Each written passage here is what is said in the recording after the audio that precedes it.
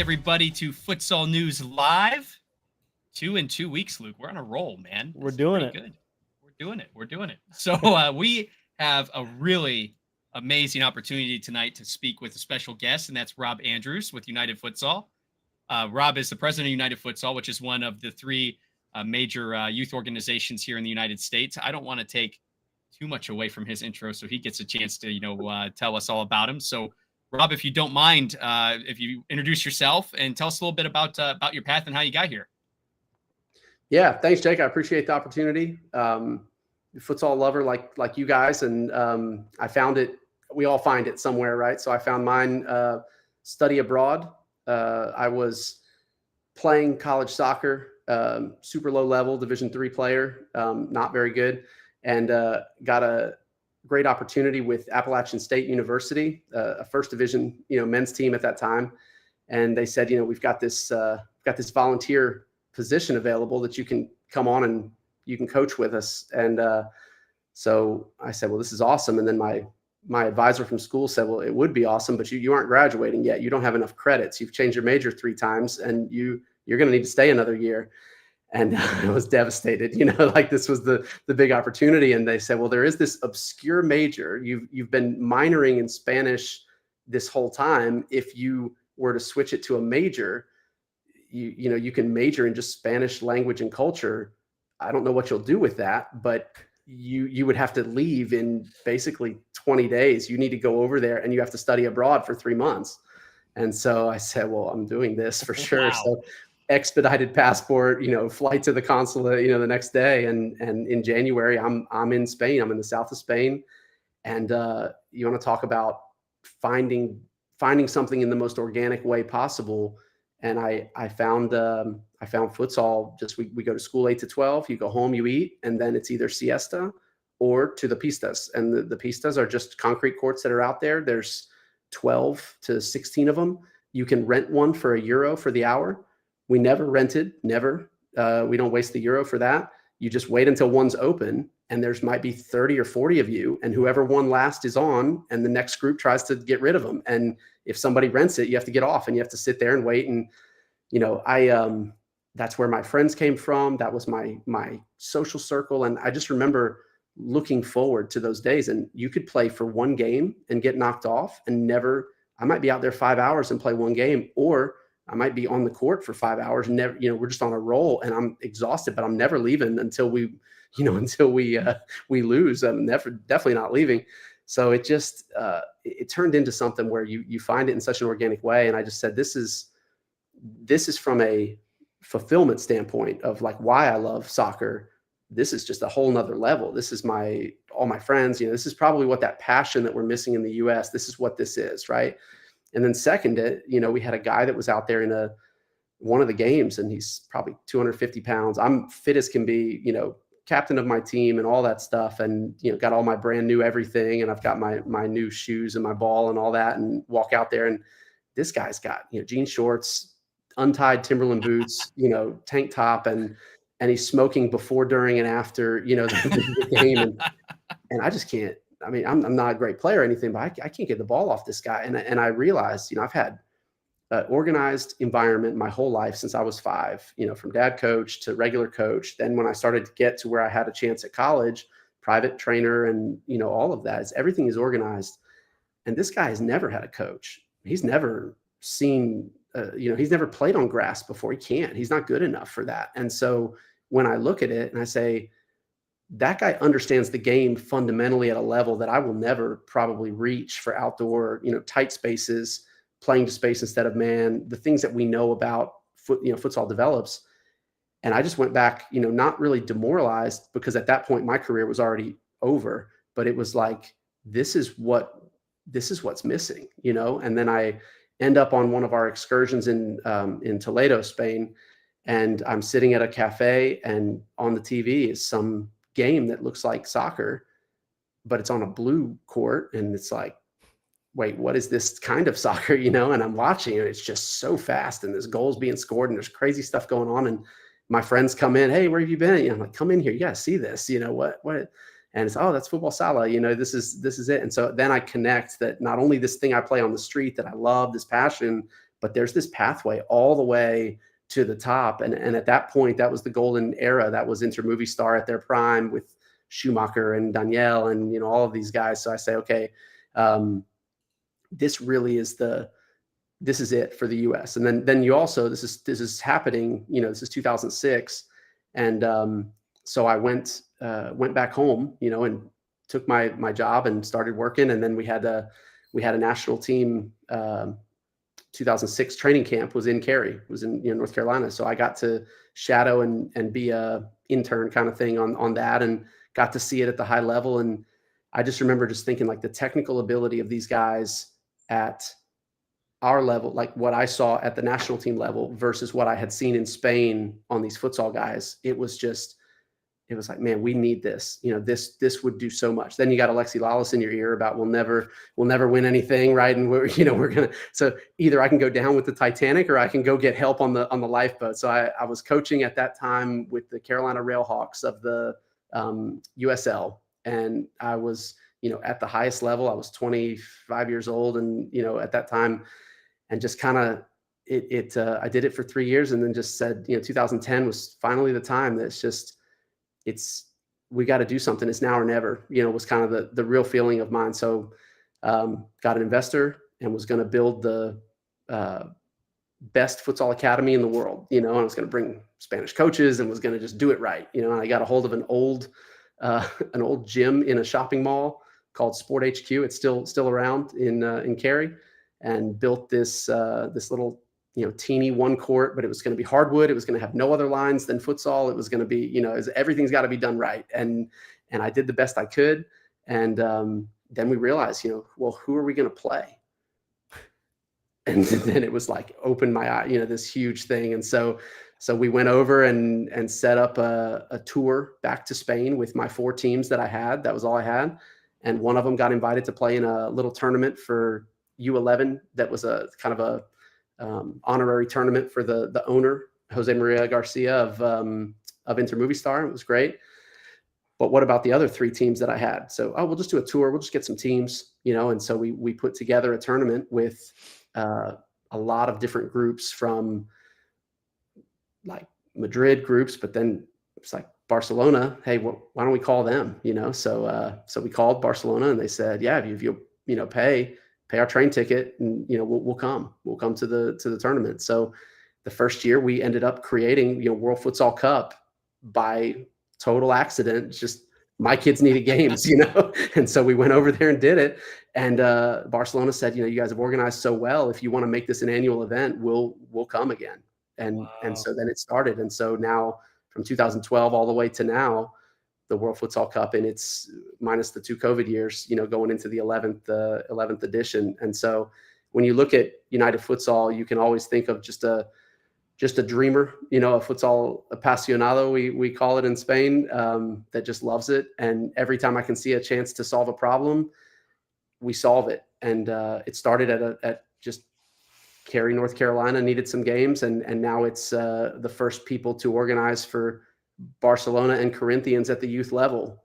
There is no format that allows those 2 to play each other. We've organized 3 competitions where those 2 have played, and a beautiful rivalry has emerged from that, and players getting bought and sold. And some of the mechanisms that exist in soccer, we take for granted, that a lot of people have put in a lot of time to build those up. And when I look around, there's just not many people that are investing heavily in futsal to build those highways. And so it falls on me, it falls on you guys, it falls on everybody that's involved to kind of carry this load until whoever that right person is that's going to really take this to the next level.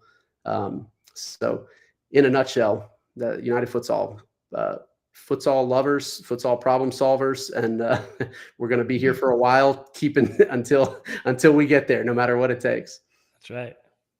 So what's interesting about that is, you have that Bob Ross moment and it turns into something really special. But I've been saying, even in the last 2 years that I've been doing this on YouTube, is, what futsal people need to take care of futsal. And that means we need to show that passion. We need to prove something's there. And we need to kind of, I've said a lot as other FAs I've watched, particularly in the UK, you see what's happened to England. They've had an absolute emotional roller coaster since COVID.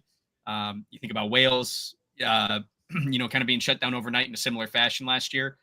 And, a lot of people, wanting to make demands of their FAs and of certain people. And I get that, I want to do the same thing here. Trust me. But I think that a louder sound and a louder demand would be us proving through owning our backyards that, there's something special here and force them to address it. If we wait for them to build it for us, then who knows how long we'll wait. But if you're someone local and you have a passion for it, look what it can become. This is a really, really great example of that, it started out with 4 teams, and look at your organization now. I mean, how many member clubs do you guys have now in United Futsal? So we're a little bit different than some of the other organizations. The 3 national bodies, we all kind of serve a different part, I think, of the futsal landscape. And so you've got the sort of 2 member organizations with their strengths and weaknesses for US Futsal and USYF. What we've tried to focus on is the high level competition niche. So it's not really about pledging allegiance to United Futsal. You never choose us, and then you're not allowed to be with the others. Almost all, if not all, of our clubs play in other federated events, and also are encouraged to do that. If something comes to your town, we say, like, you're going to tell me that, hey, good news, I didn't play in this tournament, this US Futsal tournament. I didn't play because I'm a United Futsal club. Like, well, you're an idiot, because we won't be there again for another year. So you just wasted an opportunity to play futsal. Yeah. Get out there and play. And, unless something's bad, unless, they're doing something that's going to hurt the player, everybody, we all organize competitions. We all, do a good job, I think, at what we do. But as far as like members and leagues and stuff, we're more focused on teams at events. So Orlando's our biggest event. The World Futsal Championships was an amazing moment on stage. I got a little choked up. So, like, it's been called the World Championships, but for the last 3 years, it hasn't really felt like world anything, but we finally got the world back. We had Brazilian teams, we had Mexican teams, we had Australians were back. It was just like, it felt so good to be back. And we had 550 teams there across 6 days. It's a huge, huge overall moment for the sport to have a place where you can network, where you can educate, where you can, see these guys that are the top in their field. But again, like I said, a lot of our guys got on the plane the night of the 17th and flew to Las Vegas to play US Futsal Nationals the next day. And wow. That's the sort of the dirty secret of futsal in the country, is that there are only so many opportunities to play this, which probably leads to this not being more official, more formal. A kid at 8 or 9 or 10, I'm sure you guys have had this moment that a lot of them, you have the parents, man, I wish I could just do this for right now. We'll get to soccer, we'll get there, but I just wish at AA, we're really loving this. My kid just loves futsal. I wish he could just play futsal, or I wish he could just play futsal.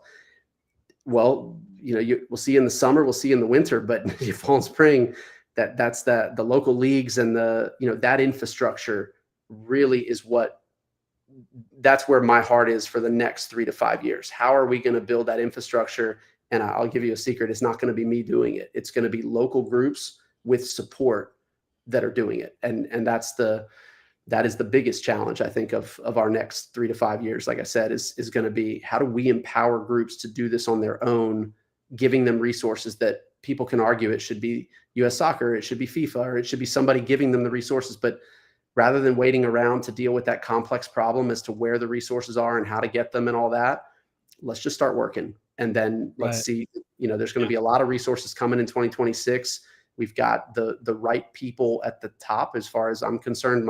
From my voting posture as a US Soccer member, I like having soccer people in the positions of power. And Cindy Parlow, for me, is as good a soccer person as we can have, as far as focused on the sport. And I would say, let's let her do her thing, and let's do our thing down here. And that's kind of where we stand for the next 3 to 5. For sure. That actually, it's funny, that actually touches on several things I want to make sure we cover during this conversation, but I want to make sure that people, before we get too far along, understand exactly what United Futsal is. And you mentioned a lot of key components there. With it being primarily those high-level events, tell me a little bit about, what that means for the players as far as a player path that's participating under something that is a United Futsal event. I know you guys, of course, do the tournaments. That's a big part of it. But I think you guys also do a form of a national ID as well. Is that correct? Kind of. We wouldn't consider it to be a national ID. I think anything we've seen that's out there already, we kind of let that's already out there. Let it be there. The thing that we need is, can good players get together and play together under the best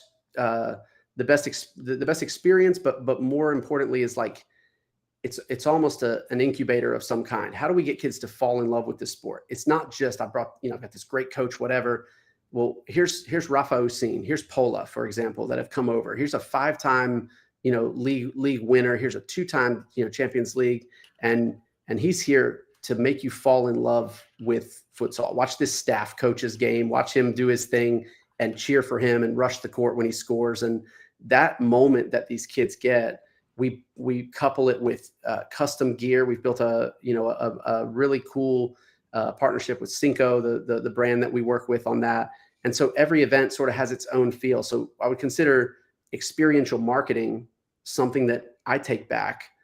ODP days, it's different, but it was a shirt from Alabama and I'm from North Carolina, right? That shirt is the experiential marketing. It's this amazing opportunity. It was bag tags, if you remember when we were kids. It's the yes, I remember those things, and I'm taking that's my experience. Well, now we're digital.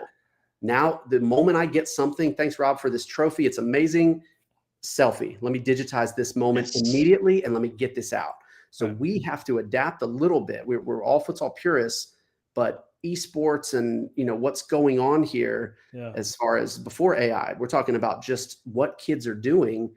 They want to be in a place where there's no restrictions, where there's no coach saying you're not allowed to do that, you're not allowed to do that. Futsal's well positioned in that we have less rules than any other sport. It's easier to start, it's cheapest to start. So really what United Futsal needs to be is the resource provider rather than some sort of autonomous governing body. I would argue we do, before COVID, 40% of our revenue came from outside the country. It wasn't even Americans, doing that. It was Australians, Brazilians, and Americans being brought together. So our futures program is our kind of pinnacle of the player development pathway.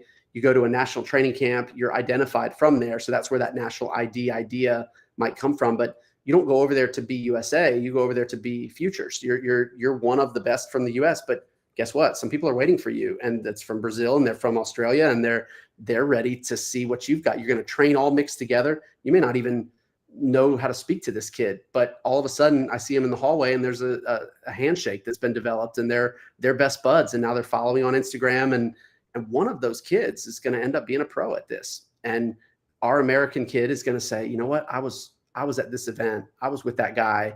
And that's what, for me, the global network of futsal, if there was ever a moment that we need to be all together, this is it. We need each other. And so that, when you think of United Futsal, you're looking at that. The United word, I think, is the key here. And it's definitely, our mission is definitely bigger than the U.S. It's connecting the U.S. with all the other people in the world who are also feeling underserved or not quite, where they want to be with this sport. So to give you an example, when we see a problem, for example, courts, we're not able to get, when we source our courts for our big events in the convention centers, we're at the mercy of volleyball. And it's not something we talk about a lot, but if there's a huge volleyball event going on, they may not be courts available for us to rent because we don't have them. So we talk to Snap Sports, we talk to Sport Court, we talk to the big court guys. Well, now they're all owned by a conglomerate that's Jerfloor. They've all gotten, I had really good relationship, Jeff Vance from Snap Sports, and he was working in that space. Well, once they got bought out, Jeff's out, and he's like, our business, just to let you know, is getting completely out of this space. We don't want to be, just buy the floors or don't. We don't care. It's just distributor network. And so what do? We get to work. 2018, started working with a manufacturer on a patented floor that's a futsal specific floor that has a cushion system built in. And we received the patent in December, got the number in March. And those floors showed up at our Orlando event. We could only get 2 containers in time. So we only had 9 of our courts were the new ones. But the feedback on those courts, it's night and day. But more importantly, we build a crate container system where we can set up and tear down faster. Right. That's for United Futsal for now. We do it. It solves our problem. But how many other groups have the same problem as we have? Everyone in the country has the same problem. So now We don't have to be it's not our banner everywhere and it's, 5 shield all over the place and it's world domination, United Futsal against the world. It's the opposite. It's anyone who needs courts. There's one more person. And this time I'm going to prioritize a futsal group over a volleyball group because that's our guys. We need more futsal events. So if it's floors that are the problem, we've got it. If it's balls that are the problem for less, if Nike balls aren't good enough anymore or they don't have enough in stock or whatever, we can do it. If there's, anything that's involving the experience of a kid going to futsal and saying, I can't wait to do this again. Right. That's where we live. Then that's anything we can do in that space, we're going to keep doing. I want to highlight a comment in the chat from Ron. It says not all other organizations are positive and try to undercut the other organizations. I've, in my couple of years, gotten a handful of emails now in response to some stuff we've covered that has kind of addressed personal stories with that. But it seems like you guys are taking a much opposite route and finding a way to provide solutions regardless of what arena it's even in. Whether it be supplies, whether it be providing a platform for these kids to play in and to grow. I want to talk to you a little more about that as we go on and lace that in, because I think it's critical to the future of the sport here in the U.S. that we find a way to do what you're doing and work all together. But before we go on, is there anything else that we're missing about United Futsal that you guys do to help grow the sport? I mean, it seems like you're touching every base along the way here. Yeah, as we outgrow things. So, for example, we had a problem with goals. First of all, they weren't available during COVID, couldn't get them because of the supply squeeze, right? And then we started growing, and so now we're at 21 courts. Well, that's amazing, right? Let's snap that, clip that, put that on Instagram right now. 21 courts, big event, whatever. But don't talk about that. That means 42 goals. Right. Where are you going to get 42 futsal goals? And how are you going to get them in and get them set up? How long does it take to put together a goal? Times 42. Do we have that many hours to get this thing going, right? So we started working in 2020. We're sitting at home, can't do our international stuff. Our revenue slashed to zero because we can't, we can only operate an event a year in Orlando. And we said, we've got to let's attack this. And so we had a guy that was the brother-in-law of one of our, the girl who was working in marketing at that time.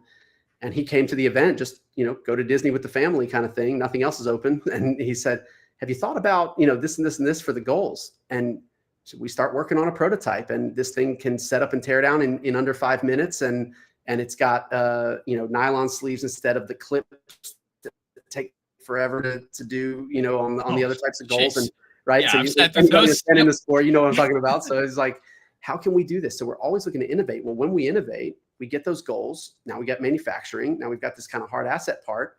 What about all those old goals that we have that are fine? Well, we donate those goals. Those go into communities to get the sport growing. And sometimes they donate in a completely philanthropic, let's help these kids, safe place to play, right? All of that, help those initiatives.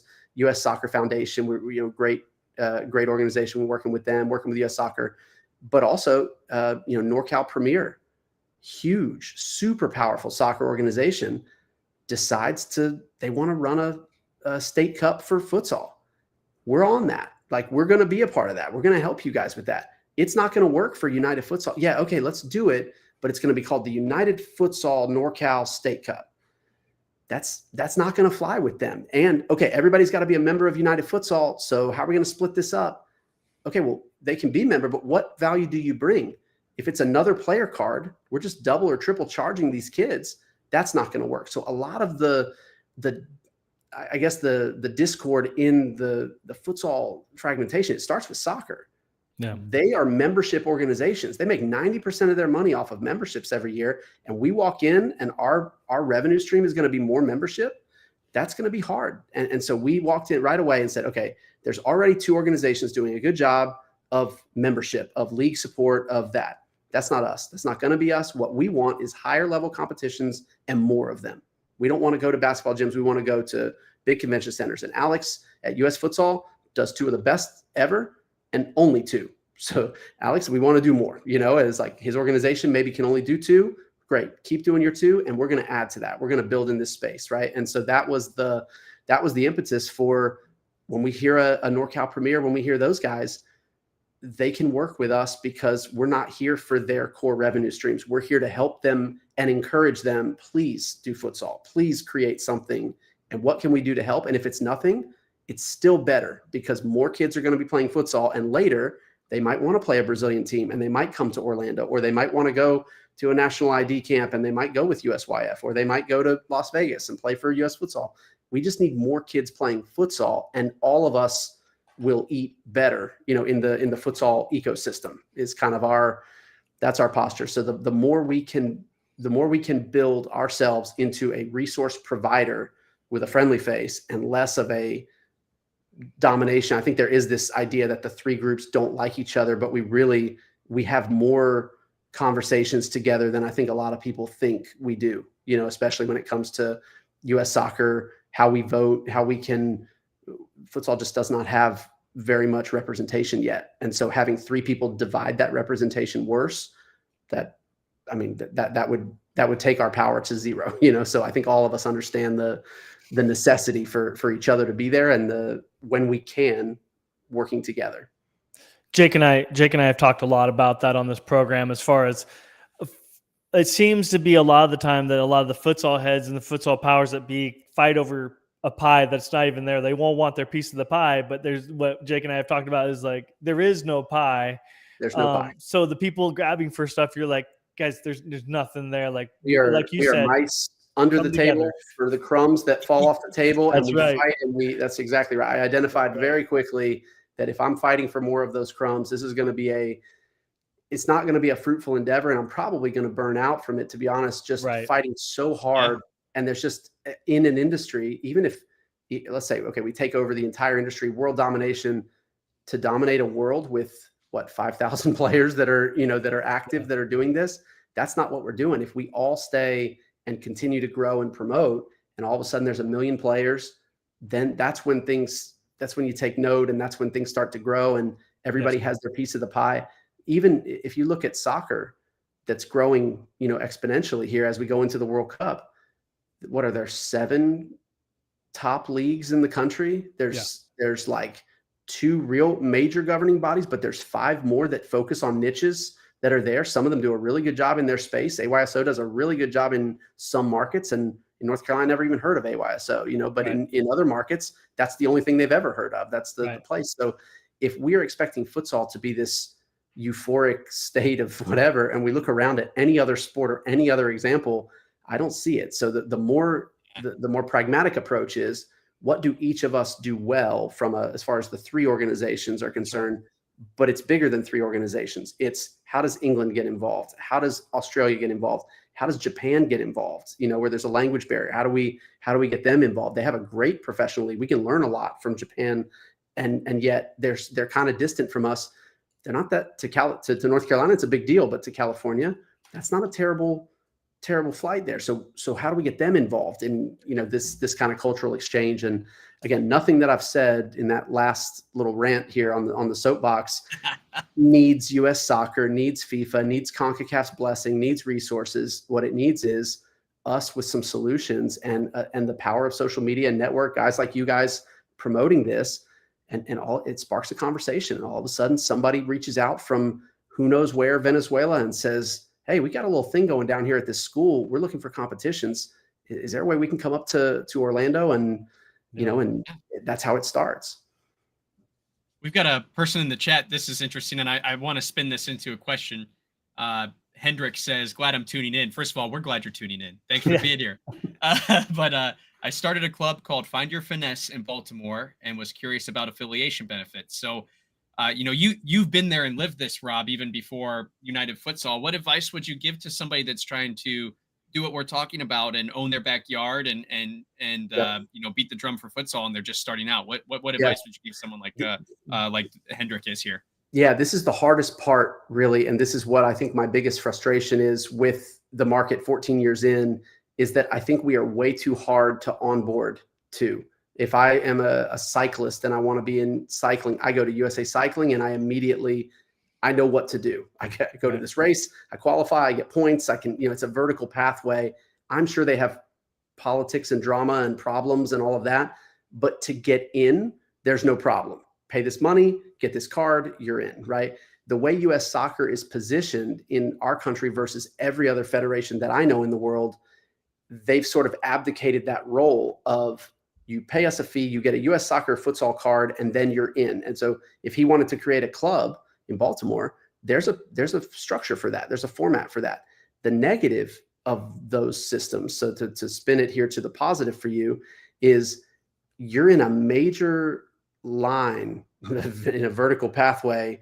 If you start a club in Catalonia, for example, you're not going to really be able to compete against Barcelona. What we've seen in United Futsal's ecosystem, you start a club, you come to an event, you qualify for Worlds, you're going to play right away against. We had a guy on our at our tournament. You never know who's going to be there, but at this tournament, we had a guy named Kawe who plays for Santos, who's a Nike sponsored player with I don't know how many millions of followers on Instagram.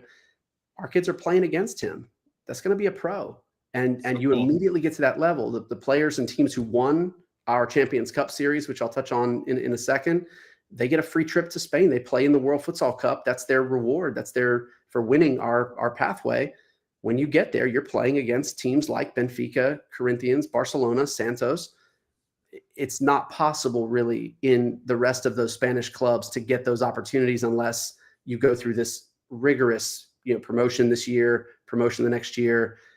So while there's a lot of negative that I think we should work on changing as far as that onboarding, that initial part that he's looking for, Hendrik, I think the positive is no one's going to stop you in the US. You are your boss. You are in control, and there's some great clubs. You are in a very fertile area of futsal, that Baltimore area, Dennis and Cabral, the Intensity guys, Sporting Maryland. There's so many really good clubs over there. And so once you get started, I mean, you're going to have games wherever you're looking. And that's really the biggest thing right now is to get good local games and then plan your year. And again, as I told you, I think most of the groups who play in the three big futsal federations, typically you're just going to play the most convenient, cost-effective. Dates is probably the biggest thing with your soccer calendar getting more and more expansive every year. We can't really find those dates anymore. So where can you go that will work, that all your players are available? And I don't really care which brand it is. With this brand, you might have to do this type of registration, and it's a little bit different. But as long as there's good teams and good games, even down, Futsal RVA is a fantastic organization that's only from Baltimore. That's probably 2 hours away. You're in a great spot. So to tell you about affiliation and federation and that kind of stuff, benefits and all that, I would focus first on the quality of the training and the product that you're offering the kids, and then sort of build your own buffet as to what events make sense. And with us, it's a new pathway we've opened for season 4 that is an open Champions Cup series, whereas before it was closed. We'll be announcing on September 1st officially. I guess we're announcing now on this podcast, but this will be exclusive. Exclusive. That's right. We will be offering we're going to turn it into a status and loyalty based program rather than an exclusivity based program. So before COVID, when this program launched, major soccer clubs were interested in adding futsal, but wanted some sort of infrastructure built like ECNL. And so they came to us to build that for them. When COVID hit and some of those clubs were fighting to stay alive, futsal became back burner and was no longer a big thing. So we were stuck with this sort of halfway built thing. Clubs got involved. We wanted to promote the female side, for example. So you had to have equal boys teams, equal girls teams. That wasn't a reality, but we were still fighting for it. And so this Champions Cup series product that we created has morphed a few times, and we really had a heart to heart, with some of our clubs and, at our owner summit, just like we need to adapt this to where we are today, not the purist and the dreamer that I am of where I want it to be. There's a time for market making, which is when Steve Jobs walks out on stage and says, you don't need a button on your phone. And we're like, yeah, we definitely need buttons on my phone. And he's like, no, trust me, you don't. And then here we are 10 years later, nobody has any buttons on any phone. There's a moment for that, but that's when the market conditions are good. We're in a place where futsal is really fighting for its life in a lot of countries around the world. And that's the moment to listen, and say, okay, not the moment to walk in with an iron fist. It's going to be like this or else. We need to keep futsal growing. So let's listen to the market. And we've adapted our program to be everyone in the country, any club that wants to start futsal, you will pay $1,000 to buy in. You are now a member. You will start at a status level of 1 star, like I did with the Marriott points that I have. And as you do more things, you will get more points. And as you get more points, you will get more invitations to do more things. You will pay less money for the tournaments that you go to. Your players will get more, opportunities to work with us. But I'm not going to require, if you don't have a U11 girls team this year because of XYZ reason, you're out of our Champions Cup series, because the regions in the country and the states and the locales of where these futsal clubs are built, they're all fighting battles, and not all those battles are the same. And so for me to try to unify everybody, it's not just the country. A lot of people think, Champions Cup series is a US thing. There's international teams that are a part of it as well, because they're all fighting to get to World Futsal Cup from their countries. And we're trying to use this same platform to help them build a pathway. So for example, the UK, instead of waiting for the FA to do something and move, talk to us about getting a hold of that exclusive UK bid to the World Futsal Cup and build a pathway off of that back in the UK. We won't have anything to do with the pathway you're building, but we've got that cherry on top that you're looking for and that you need. You don't need to wait for the FA. They'll come around. Eventually, maybe they'll sponsor the bid. They'll buy the spot. But if they don't, you can make enough to be able to underwrite that through your regular process and give a killer prize that makes kids say, I've got to go to that national championship in Birmingham or at the Sport House or at the Copper Box. Let's get those venues rocking with some futsal stuff. And if we can be the cherry on top there, that's really what the objective of the Champions Cup series. So when it comes to us, I'll speak just to my side for Hendrik there in Baltimore. You'll log on to the platform and you'll pay your $1,000. You're in. You'll immediately qualify for discounts. So after your first 5 teams attend one of our events, you're probably paid for as far as that $1,000 will be back. And then you're open to as far and as high as you can fly. Hope to get into that top 24 and get that invite to the Champions Cup Series finals in Orlando. And good luck. From there, it could end up with a free trip to Spain out of that. That's so cool. It's an interesting pathway because it allows flexibility, but still honors you being a part of United Futsal, and there's still a benefit there. It's not just right. We'll see you when we see you. There's still something there. The value, which is awesome. Or the worst, the worst that I've seen is a lot of aggressive behavior with people. I've been with you for 3 years, and now you're letting this other group start a futsal club in my town, and you're not protecting me, and you're not defending me. And from the beginning, United Futsal very clear: we don't give territories. We gave exclusive spaces, but for example, MLS does the same thing. They've given 2 LAs, they've given 2 New Yorks. That there's certain markets. It is strange, but Ohio was just this really, really good market, for futsal. A lot of clubs there. A lot of people wanted to be a part of it. I had to decide, if I have 32 spots to give out, how many in Ohio do I want? Do I want to have 8 of them be in Ohio and then I only have 20 whatever for the rest of the country? This is not a good idea. But I also want the best clubs, and a lot of the best clubs were there. So these were decisions that I sort of forced myself into by the format of what we were doing, rather than letting this grow organically. And so this idea for us of and it happened to me. It was like one of those moments. I was I think it was December 28th, and World Futsal Cup is going on, and I'm just having a great time and watching some of the best futsal in the world. And then I get a notification from Marriott. You need 7 more nights to get titanium elite status. It's like, I don't even know what that is, but I want it. What do I get? And then they did a good job of educating me that I would get these perks, and I'd get more bonus points every time I stay a night. It's easier to keep my status. So it's not just a free for all. It's not just everybody goes and it's a Wild West. It's like, for us to be able to focus on the people who are building annual futsal in the country getting rewarded.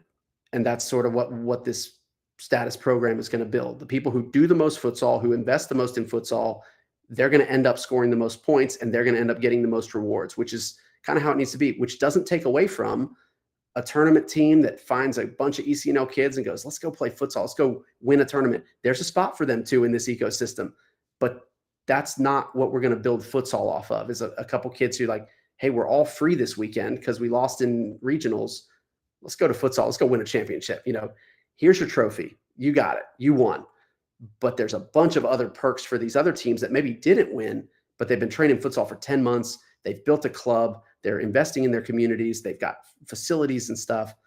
Those guys are the ones we're sending to Spain to compete against, Barcelona and get the best of what United Futsal has to offer. We want the most committed clubs rather than just the best winning team.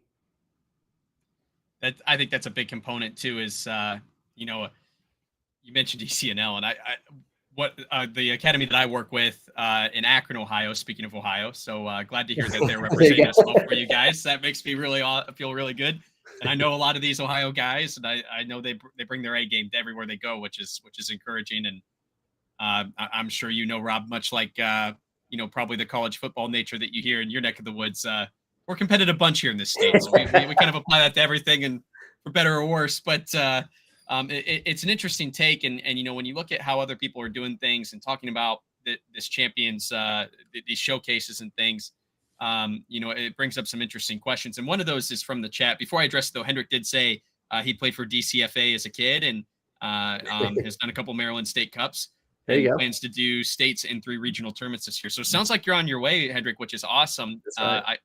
If you want, this is my message to Hendrik is we do have a Discord community that we're trying to build up. If you're into that at all, if you're on Discord for any other reason, make sure and click the link in the description here and join us.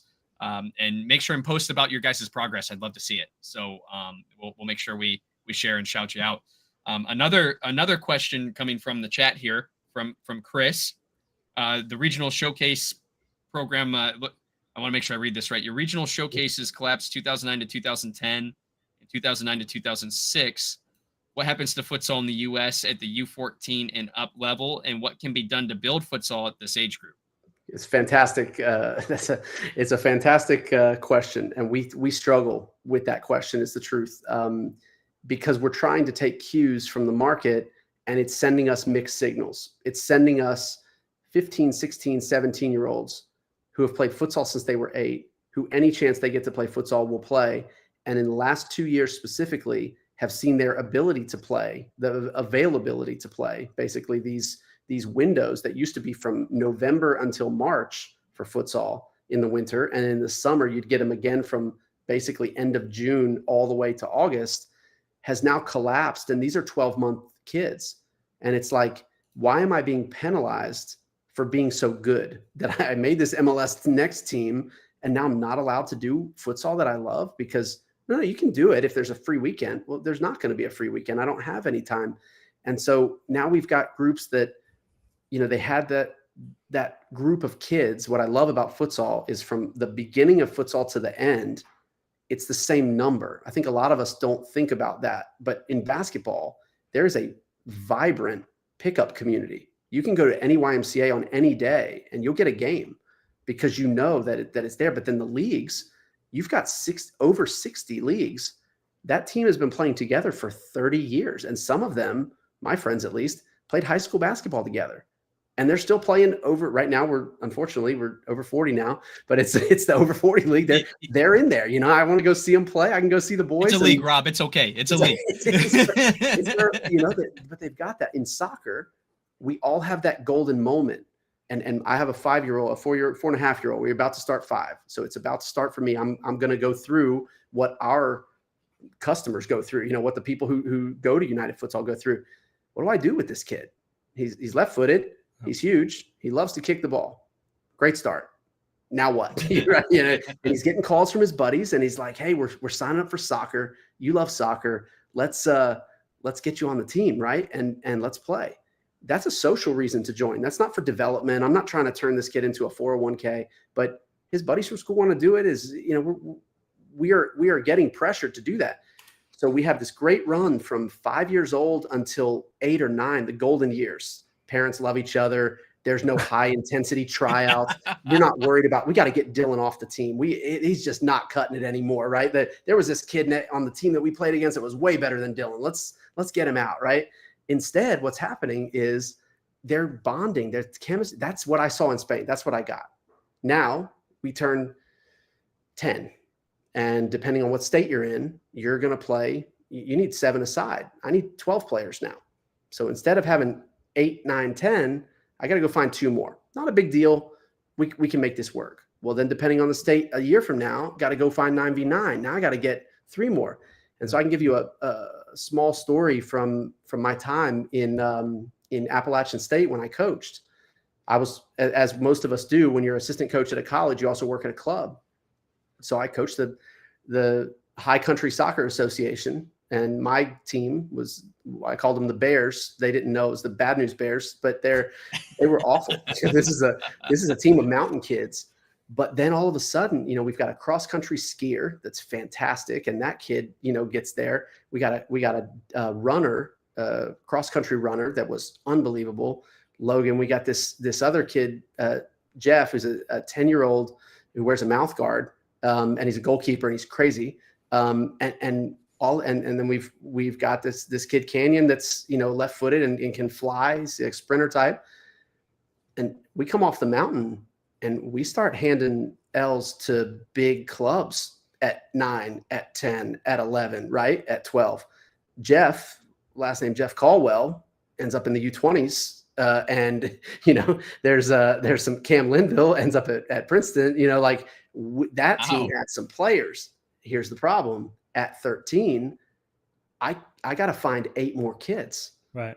Where am I going to find 18? I've got an unreal 12, and I've got a starting 7 that would put anybody down, but I don't have 18 kids. So every year it grows.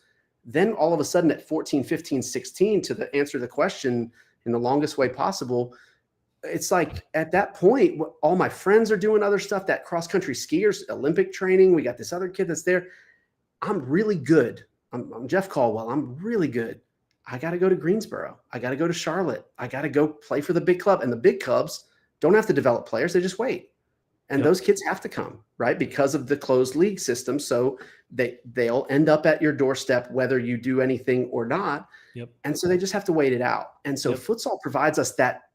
It's like this oasis. If we want it to be, let's not make it so cutthroat. Let's not make it where we're throwing kids out every year, whatever. Johnny gets a little fat going through puberty or whatever. He's Johnny. He's on the team. You can't get rid of him because he's, just put on some weight.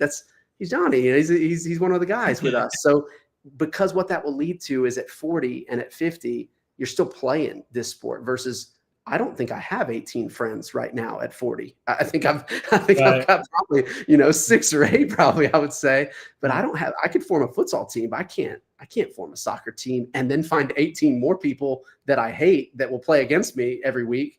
That's really hard, but in futsal, get the other neighborhood, guys back together and I see that. I see that the co-ed nature of this, being able to have females play as a director at Castle. I saw that the co-ed league was where all the fights happened. It's where because it's just, it's guys that are out there and it's a physical, strong, whatever, futsal, we're in a tight space. We can move the ball around. Girls can be equally effective often, as the guys when they're playing. It's not like we're taking something off the game to put a girl out there. Many times she's going to be saucing everybody else up because, she played at a high level and she still wants to play. So I see the social part and the cultural part and the community building as the forgotten thing as we fight to be more elite. And why aren't we winning World Cups and all this? We're focused so heavy on the 1%. But as you said, that leads to us all fighting over scraps under the table. We should be the group that's the come one. Are you sick of the soccer stuff? Are you sick of what you're seeing out there? We're the oasis. We're the island of misfit toys. You're too fat, so they kicked you off the U11 elite and they put you on the second team. Come over here. You're going to play Pivo, and you're going to have the time of your life, and you're going to be the most effective guy that we've ever seen, and you're going to love this. And then when they hit 14 and they shoot up 2 feet, and that same coach calls, whoa, where have you been? This guy showed up at tryouts like, hey, buddy, I'm the one that you kicked off the team 2 years ago because physically I couldn't do it. So my problem, to finish answering the question, if I can, we'll see, the 14, 15, 16, how do we balance the opportunity with the demands? How do we find that ecosystem where our kids who are playing futsal all the time don't just see a group of MLS Next buddies? And what we're seeing that's happening at the tournaments at those ages, it's the last hurrah for many of them. It's their last time they'll get to go. So what do? I know this kid at Chicago Fire. I'll call him. I know this other kid at Down. It's basically mini national teams playing against Dayton Players Academy, right? And what do we do with that? We've actually seen it go the reverse, which was awesome. Saw a bunch of MLS Next kids that came down and were ready to they were ready to create kind of a recreation named team, you know, the Pink Bunnies or whatever. And then they were going to be all these amazing players, right? And they're going to beat this team. Well, Dayton trained futsal. Anna Bruni is a fantastic coach. You know, they had a director that knew what she was doing, and she built this team, and you know, she had them ready to play. And I showed up at the court to see what was going to happen, and that team was down 4-0 on 4 great counters. Everybody on the ball. Not one of those DPA players was going to make an MLS Next roster. You know, this club that, you know, FC Dallas isn't going to be calling anybody from that club to come play outdoor. But in their element, a well-trained, well-developed futsal team, and they loved it. And the way that they played, they celebrated goals together. It was one of those moments like, we're doing this right, but how do we continue? Because what the question that was asked is referring to is, for sure, as we get older, we're losing those kids. We're losing those age groups. For us, they only have 5 teams or 6 teams instead of 8. How do we still make sure they have a really positive experience when they go? It's going to be balancing the needs of outdoor. And so what we've done with this season 4, that's kind of one of the reasons we went to this status program. Each tournament is going to be handled individually, which means instead of saying nationally, we're going to support these age groups, like he referenced, you do these age groups, you do those age groups. Now, tournament by tournament, we will take applications. And if there's a certain amount of 06s or whatever, they might be U16s, but in this specific place on that specific date, it just worked out. And we got 8 teams. Let's do it. Let's put that team in. That doesn't mean that we have to have that age group for nationals. It doesn't mean that we have to have that age group for worlds. And it doesn't mean we have to have a spot for them in Spain to give them a great experience in Connecticut on a random Saturday in December. We can do that and not commit ourselves to a letdown that there's no pathway for them. Then they get demoralized. There's nothing here for futsal for me. We can celebrate when they're available. We can celebrate futsal how they want to celebrate without compromising whatever pathway we're trying to build, which I do agree with that guy, with Chris that wrote that in. 14 is pretty much right now the battleground. That is where futsal I see sort of stopping, pausing, and kind of throwing up its arms and say, what's next, right? Yeah, it feels like a dead end in the street, doesn't it? I mean, it's you know, but a walking distance away from the car is that soccer pathway still, you know, so it's easy to get distracted.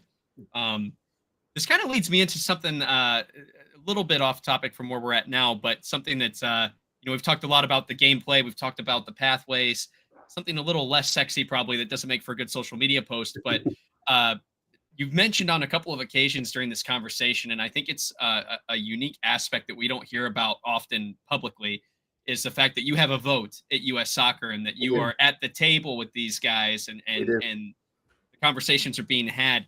Can you talk to us a little bit about what advocacy you guys have at United Futsal with U.S. Soccer and what that kind of sounds and looks like? You know, what is that process like? How often are we hearing about us at these meetings? And, you know, tell me kind of a little bit more about that. Yeah. So every member of U.S. Soccer, you know, gets a vote. I think I have the lowest vote, probably. I don't think there's anyone lower than us. But we are part of what's called the at-large committee. The at-large committee is where I took that phrase, the island of the misfit toys, because in there is everyone from U.S. Club all the way to deaf soccer, power soccer, ourselves, beach soccer. You know, anybody that doesn't fit in the bucket goes in there, which makes us a very diverse group of needs and wants. But also, if collectively we ever agree on something, we do have a little bit of, you know, power. And I do think we were lobbied heavily in the last election, you know, to try to swing the vote. for the presidency, because our vote had, if we voted as a block, it would have had a substantial power. We don't know the outcome of the vote, so we don't know if that block vote happened or not. But that was one of the things that was being pushed for. I would say of the three groups, Alex is the most in tune and engaged when it comes to this, the politics. He's been in it the longest. He knows who the people are. He's the one who has probably the most influence of anybody. But at the last member meetings that we went up for, which is not the annual meeting, we go up again in kind of October, November. Every member goes to Chicago for 4 days. There's 4 total days. So we don't go at the same time. So I was there on a different day. When I was leaving, Alex was arriving. USYF, I think, got an invite on a different day.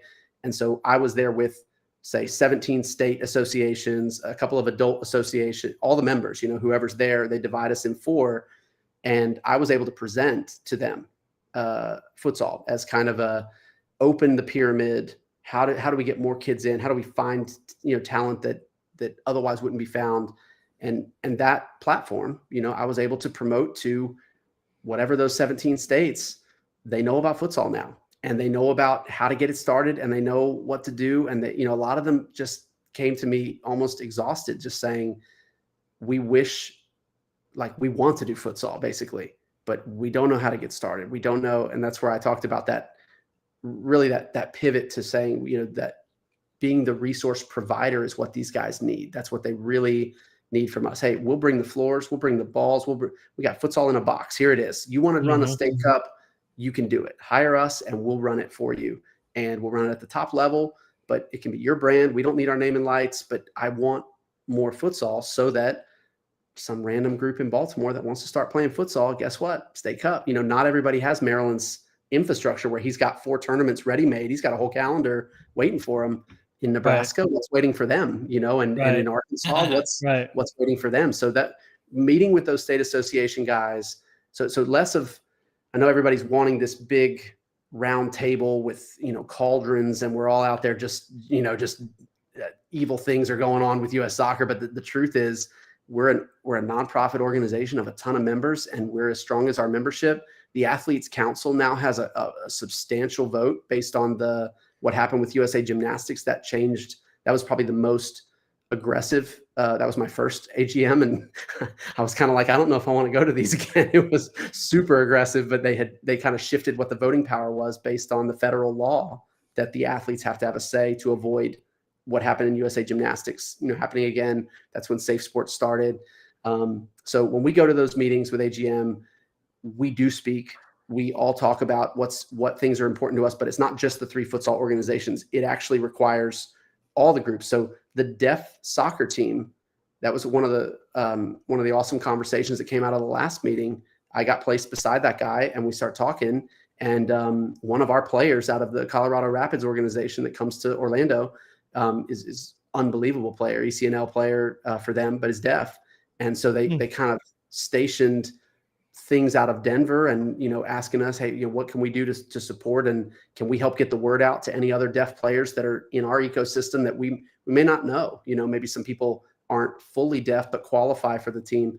So there's a lot of under the surface of what seems to be a very dysfunctional, not well-run organization from the youth level. What we see, there is a lot of good and positive things that are happening under the surface, I guess is the best way to say it. And those happen at those meetings where we all sit at a table and we all want the best for U.S. soccer. We all want this sport to grow, and specifically where we care about futsal, if that crosses with power soccer or with beach or with someplace else, we typically, the 3 of us, seem to be the more collaborators. We're wanting to work with people. Whereas I think you put USYS and US Club in a room, that's going to be you might as well put boxing gloves on and, set it up. It's not going to be pretty, That's an interesting thing. And it's something that I think I'm really glad you were willing to talk about this with Rob, because it's, like I said, it's not a very sexy topic, but it's so critical to the growth of the game, for all the practices, to find a way to support each other. But at the same time, you're fighting over scraps. And in that room as well. And this is kind of, I promise I didn't pay Chris for this question, but this actually, his timing is perfect, because I wanted to lean into this. I've shared a opinion on this channel that just today on our most recent video that I think that U.S. futsal being balled up with those other practices of soccer, beach, def, para, it is actually detrimental to us because we have to share a budget. We have to share those votes in kind of a sense, that strength is in the block. I'm glad that you shared that with us. I didn't realize that. But Chris also brings up a question, and that is, how does U.S. soccer build futsal nationally to build those men's and women's teams that can compete? Is it about identifying soccer players or MASL players, or do we build a pathway for U18 to U23? And I wonder, and I want your honest opinion on this, Rob. Tell me if I'm wrong, please. But I wonder if U.S. futsal needs to find a way, if the futsal community needs to find a way to break away from that kind of more extended national team, charitable arm of the organization, and be its own entity to be able to fund what needs to happen to create those pathways. What do you think about that? Yeah, I wouldn't really give an opinion on that, thinking it would be helpful to do an opinion. What I'm kind of doing on my side as a voting member is always looking at facts and data. Like, same thing I did when I started United Futsal. Where is there a hole that I can fill that helps? So we have two examples in the world of what you're talking about existing. One that was, from what I can tell and what I've heard from pretty much everybody I've talked to, not a success, which was Spain back in the day before the RefF took over. And then one that is sort of, the verdict is out, which is the CBFS, right? CBFS had its golden age while I was coming into the sport. So when I first started in 2009, there were two federations in Brazil. There was a soccer federation and a futsal federation. And the futsal federation, on the whole, through Falcao's journey and pathway and the rise of prominence of futsal, that was all governed through a secondary, federation that still was directly affiliated to CONMEBOL, but they had every right to place the national team and go get their own sponsors and, do that kind of stuff. As of today, they're back with CBF. They're back with the federation. Why? We need to know that, right? That rather than just being emotional especially after a tough CONCACAF that we just suffered, right? It's easy to just throw the blame at the closest thing, which is, okay, U.S. soccer, that's it. Get the torches. Let's go straight to Chicago. If they're not there, we'll go to Atlanta. Wherever they are, we're burning it down. Let's find them. And that's not necessarily the problem, right? And CONMEBOL CONCACAF put on the worst, that's objective, the worst qualifier we've ever seen. Playing on concrete, not playing on an official floor. That's just the start. The facilities, if you talk to Everton and some of the players and what they experienced while they were down there, it's shocking that this is supposed to be the highest level. So if the level is the level that we are aspiring to, what Chris is alluding to, this dream of winning the World Cup, which I hold and all of us, I think, hold that dream. If it's not being taken serious, and if you did get to the end of the rainbow and you found that, I mean, how many stones can we throw at U.S. soccer for not prioritizing and taking something serious that even CONCACAF doesn't really take serious? And then when the teams get over to the World Cup, what will they find in Uzbekistan? What's going to be there for them? We don't know, right? What are we shooting for? And why is the U.S. Soccer Federation so instrumental in our success and failure? From the objective side, is less about A or B and more about the data telling us what was good about CBFS. Why did it last so long apart? And then why ultimately could it not stay together? And so you got to talk to Vinicius, you got to talk to Falcao. These were people who at that time spoke out very openly and verbally. Corruption, stealing, there was no oversight. And the CBF has a much bigger, how would I say it, as a much bigger lightning rod on themselves, right? Everybody, all Globo Sport, Sport TV, they're all watching all the time for CBF. Who's watching CBFS? Who's watching the sleight of hand when a per diem turns into, somebody's vacation to the Bahamas? How do we know what's going on? Trinidad and Tobago at the World Cup. If you watch the FIFA documentary, right, with Jack Warner, I mean, the team's about to not play a World Cup because that kind of corruption is taking place at the top level. So is CBFS at fault? Is CBF, it could happen as well. It's just less likely because there's more eyes on them. So I think you have a point that a discussion needs to be had anytime you have 3 coaches or 4 coaches in the span of 5 years. You know, from since Keith Tozer left, we have not had any sort of stability in the position. Now, it's not a full-time position, so it's expected some turnover. But one thing we had with Keith, we had we had longevity. We knew what the team was going to be, and nobody can say, I worked with Keith for many years at the PFL. Nobody can say our teams weren't passionate about playing, didn't represent the U.S. well, didn't give it everything when they went on the floor. But again, like, they were playing on wood floors in Grand Prix in Brazil. The Grand Prix hasn't been hosted recently since I guess COVID, or maybe before, but where did it go? So now we're making up tournaments. You know, during Dusan was known for finding a random tournament somewhere, probably making the tournament, you know, and now here we go with our teams to try to get some games. You know, Everton, had he had more time, was already looking at Argentina and already looking at going in a non-official capacity to go play those top teams, and, you know, and go see where we are and how to get that game experience for our players. So I start to look at it from that side and say, at a point where the root of this comes from is we're not getting the resources that we need. So let's break away and do it ourselves. And it's risky to think that way, because are the resources outside?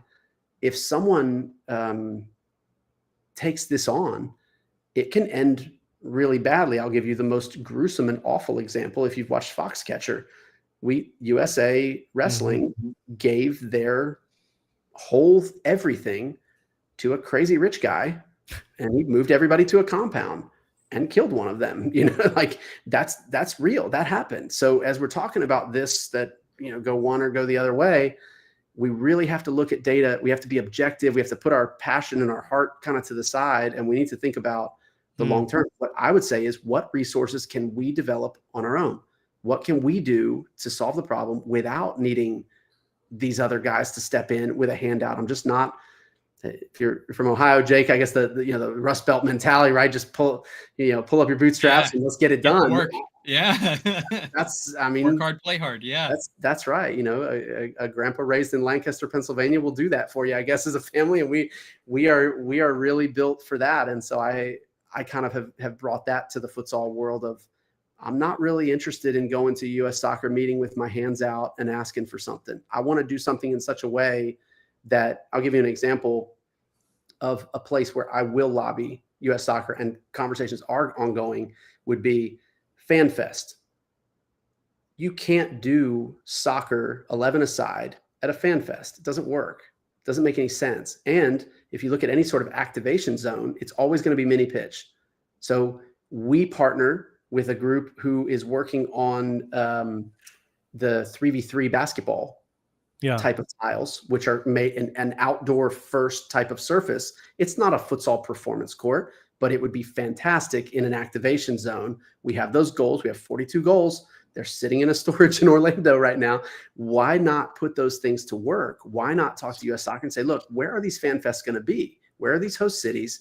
Can we be your group that I will activate that for you? I know there's a budget for that. I know you need this. And then after it's done, can we keep those courts and keep these activations going in different places, like Fiesta Latinas in Raleigh here, that, you know, we have a huge diversity festival that has every sort of Latin heritage celebrated. They have different food trucks from different, you know, it's not just Mexicans coming to the U.S. You know, there's Hondurans, there's Guatemalans, but futsal, they all play futsal. So why not, or football rapido, or, you know, whatever it would be. But that's a way. It's a win-win with U.S. soccer. We have the capability. I've got a full-time group of about 14 or 15 employees. We can easily activate this for them. And for them, it's a win-win, because after it's done, they don't have to worry about what to do with this stuff. We're going to keep it being activated, and you're not going to have to pay us any money after this. Just let us use the resource when it's done. Those are the kind of win-wins. That's how I think you go get resources from someone. And probably sponsors are going to underwrite the cost of it for U.S. soccer. So it's a from a budgetary standpoint, when we talk to the CFO, you know, it's a victimless crime here. We're gonna promote U.S. soccer. We're gonna make a killer fan experience for everybody. And after it's done, like you said, Luke, before we went on air about we're living off that MLS rush from the '94 World Cup. That MLS was born out of that. What's going to be born out of this World Cup? What are we gonna see come out of this? Well, that would be a great example of total community outreach in whatever many cities we have. And I'm looking for those kind of partnership opportunities, those kind of resource building, as opposed to we need a full-time coach right now or we'll never win a World Cup. And right. We don't want that question answered to us by them in a room that would say, and so what if we do win the World Cup? What would happen? That's the worst. It's this kind of gut feeling that's always inside that I hate to think about. But if we're going to have this open discussion, let's have it. What would change? Right. What would it make college scholarships happen? Would it make a pro league? Would it resurrect the PFL? Is a World Cup going to do? Is that the catalyst we need? Maybe it might work, but I would argue Argentina is the best in the world. They did win a World Cup. And what happened for them? All of their players got great contracts in Spain. It didn't mean that Boca Juniors started to invest. It didn't mean that it was an explosion. It was amazing. Argentina is now the capital of futsal. The opposite. Wow, you got great players over there. Get them over here. Right. And Argentine football continued to thrive, continued to flourish, continued to grow. The futsal was just like a byproduct of a really good, it's a golden age with Messi and the team, obviously. Futsal was a byproduct. Everybody ate off the byproduct, and Spain's league grew, Italy grew, some of these other countries, but Argentina has nothing to show for that World Cup success. Why would we think we would be different from that? Right. Yeah, so, hey, Rob, I don't mean to cut you off, Jake. No, go ahead. So follow up to what you just said. You said, you alluded to the fact that Brazil kind of went their own way with their own futsal federation. And you kind of alluded to the fact that maybe it's time in the U.S. to go with their own futsal federation. So being kind of on the inside track as having kind of a seat at the table with U.S. soccer, what does U.S. soccer bring to the table? And what do you think breaking away with an independent futsal federation, what benefits could that bring in your opinion? Yeah, so from the data side, like I talked to you about the negatives of what could happen if you break away, including murdering one of your players, which that would be bad. On the flip side, staying with the pros and cons. So the cons are what comes in your chats and I'm sure on your Facebook messages and your DMs all day about they don't care about us and they're not doing anything, and that's the negative. On the positive side, since we've become a member, because I have the benefit of having lived two lives, the first 8 years or so, we were not a member of U.S. Soccer. Part of that was a voting block against us, not letting us in and trying to keep us out. But part of that was what do they bring, right? What do I need them for? And when I got my first deal, really big deal, was the World Championships. That was with Disney. And Disney was very clear that they didn't care and didn't really want U.S. Soccer involved. Because of their posture was the mouse is bigger, in their world. We just want a bunch of kids to come here and stay on property and go to the parks and play. And what does that have to do with U.S. Soccer?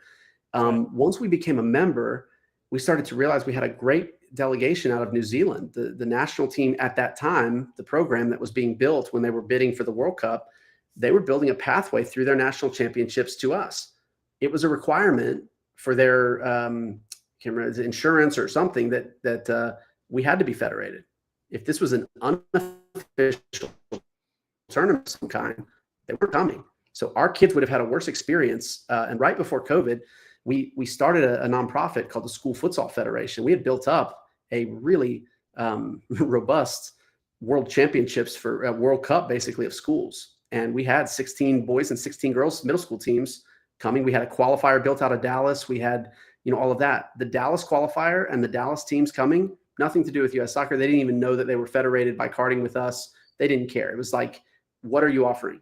But the other teams from Colombia, from Brazil, they did care because those school teams are still federated in those countries. So it's, as we look at the grassroots, we see U.S. Soccer increasingly disconnected from the grassroots. And that's where I think a lot of our frustration jointly comes from. And again, I do think Cindy at the top, I can't speak to the rest of the organization. I don't know all the people in U.S. Soccer, but Cindy and the people that that speak on it, they're very focused on increasing the pyramid and increasing the base, getting more people access to play for in official capacity, because what's happening is there's just rogue leagues everywhere. We don't know how many people are playing soccer in the country, because organized, we can say it's 4.2 million, but that's not who's, I mean, there's got to be 20 or 30 million people playing, but we don't know who they are. They're not in sanctioned leagues. They're not part of the pathway. They're not part of the pyramid. And so by saying that, U.S. soccer, I think, brings the legitimacy as of today if FIFA is going to continue to govern the sport. So if we were to say leaving U.S. soccer would be a good idea, we would also need to say that all these other federations need to follow suit. And I don't know if you've spoken to any British person. I can't find one who wants to operate outside the FA. Can't find it. I was just about to ask how in tune you were with that, with particularly with the futsal focused articles that have come out about it. I used to say on this channel that I really liked the concept of what England was doing. And hey, yeah, that's what I've been preaching is let's let the futsal people take care of it. But now the reality is what has been revealed is doing it on your own is kind of hard. Go figure. It's so very hard. it's very hard. I don't think anybody's, that's not exactly a shock to anybody, but a lot of people, I think, were under the premise that, yeah, we'll manage it, but the FA will fund it. And it's like, well, no, they weren't funding it before. So of course they're not funding it now. And it's turning out to create a massive stir over there. So that is another possible negative I'm sure you've thought about. That's right. And that desperation, again, leads to a person who might come in who's a bad actor, maybe not to the extreme level of the USA Wrestling situation, but who's our new king? If it's not U.S. Soccer, who has a stated goal, who is a nonprofit, who we do get, even if I have a 1 vote out of 1,024 or whatever, I still have a voice. I still get to go there, and there's a good for the game. I can get up and I can speak if I want. I can have meetings while I'm there. There is a platform of some kind. If we go alone, and we all think about, some Elon Musk was to buy futsal, what would happen? Well, we're going to play it on Mars, and we're not allowed to play on the U.S. Well, that's his choice. Then we're stuck, right? So when bullies you and Cybertrucks, yeah, right. Who's going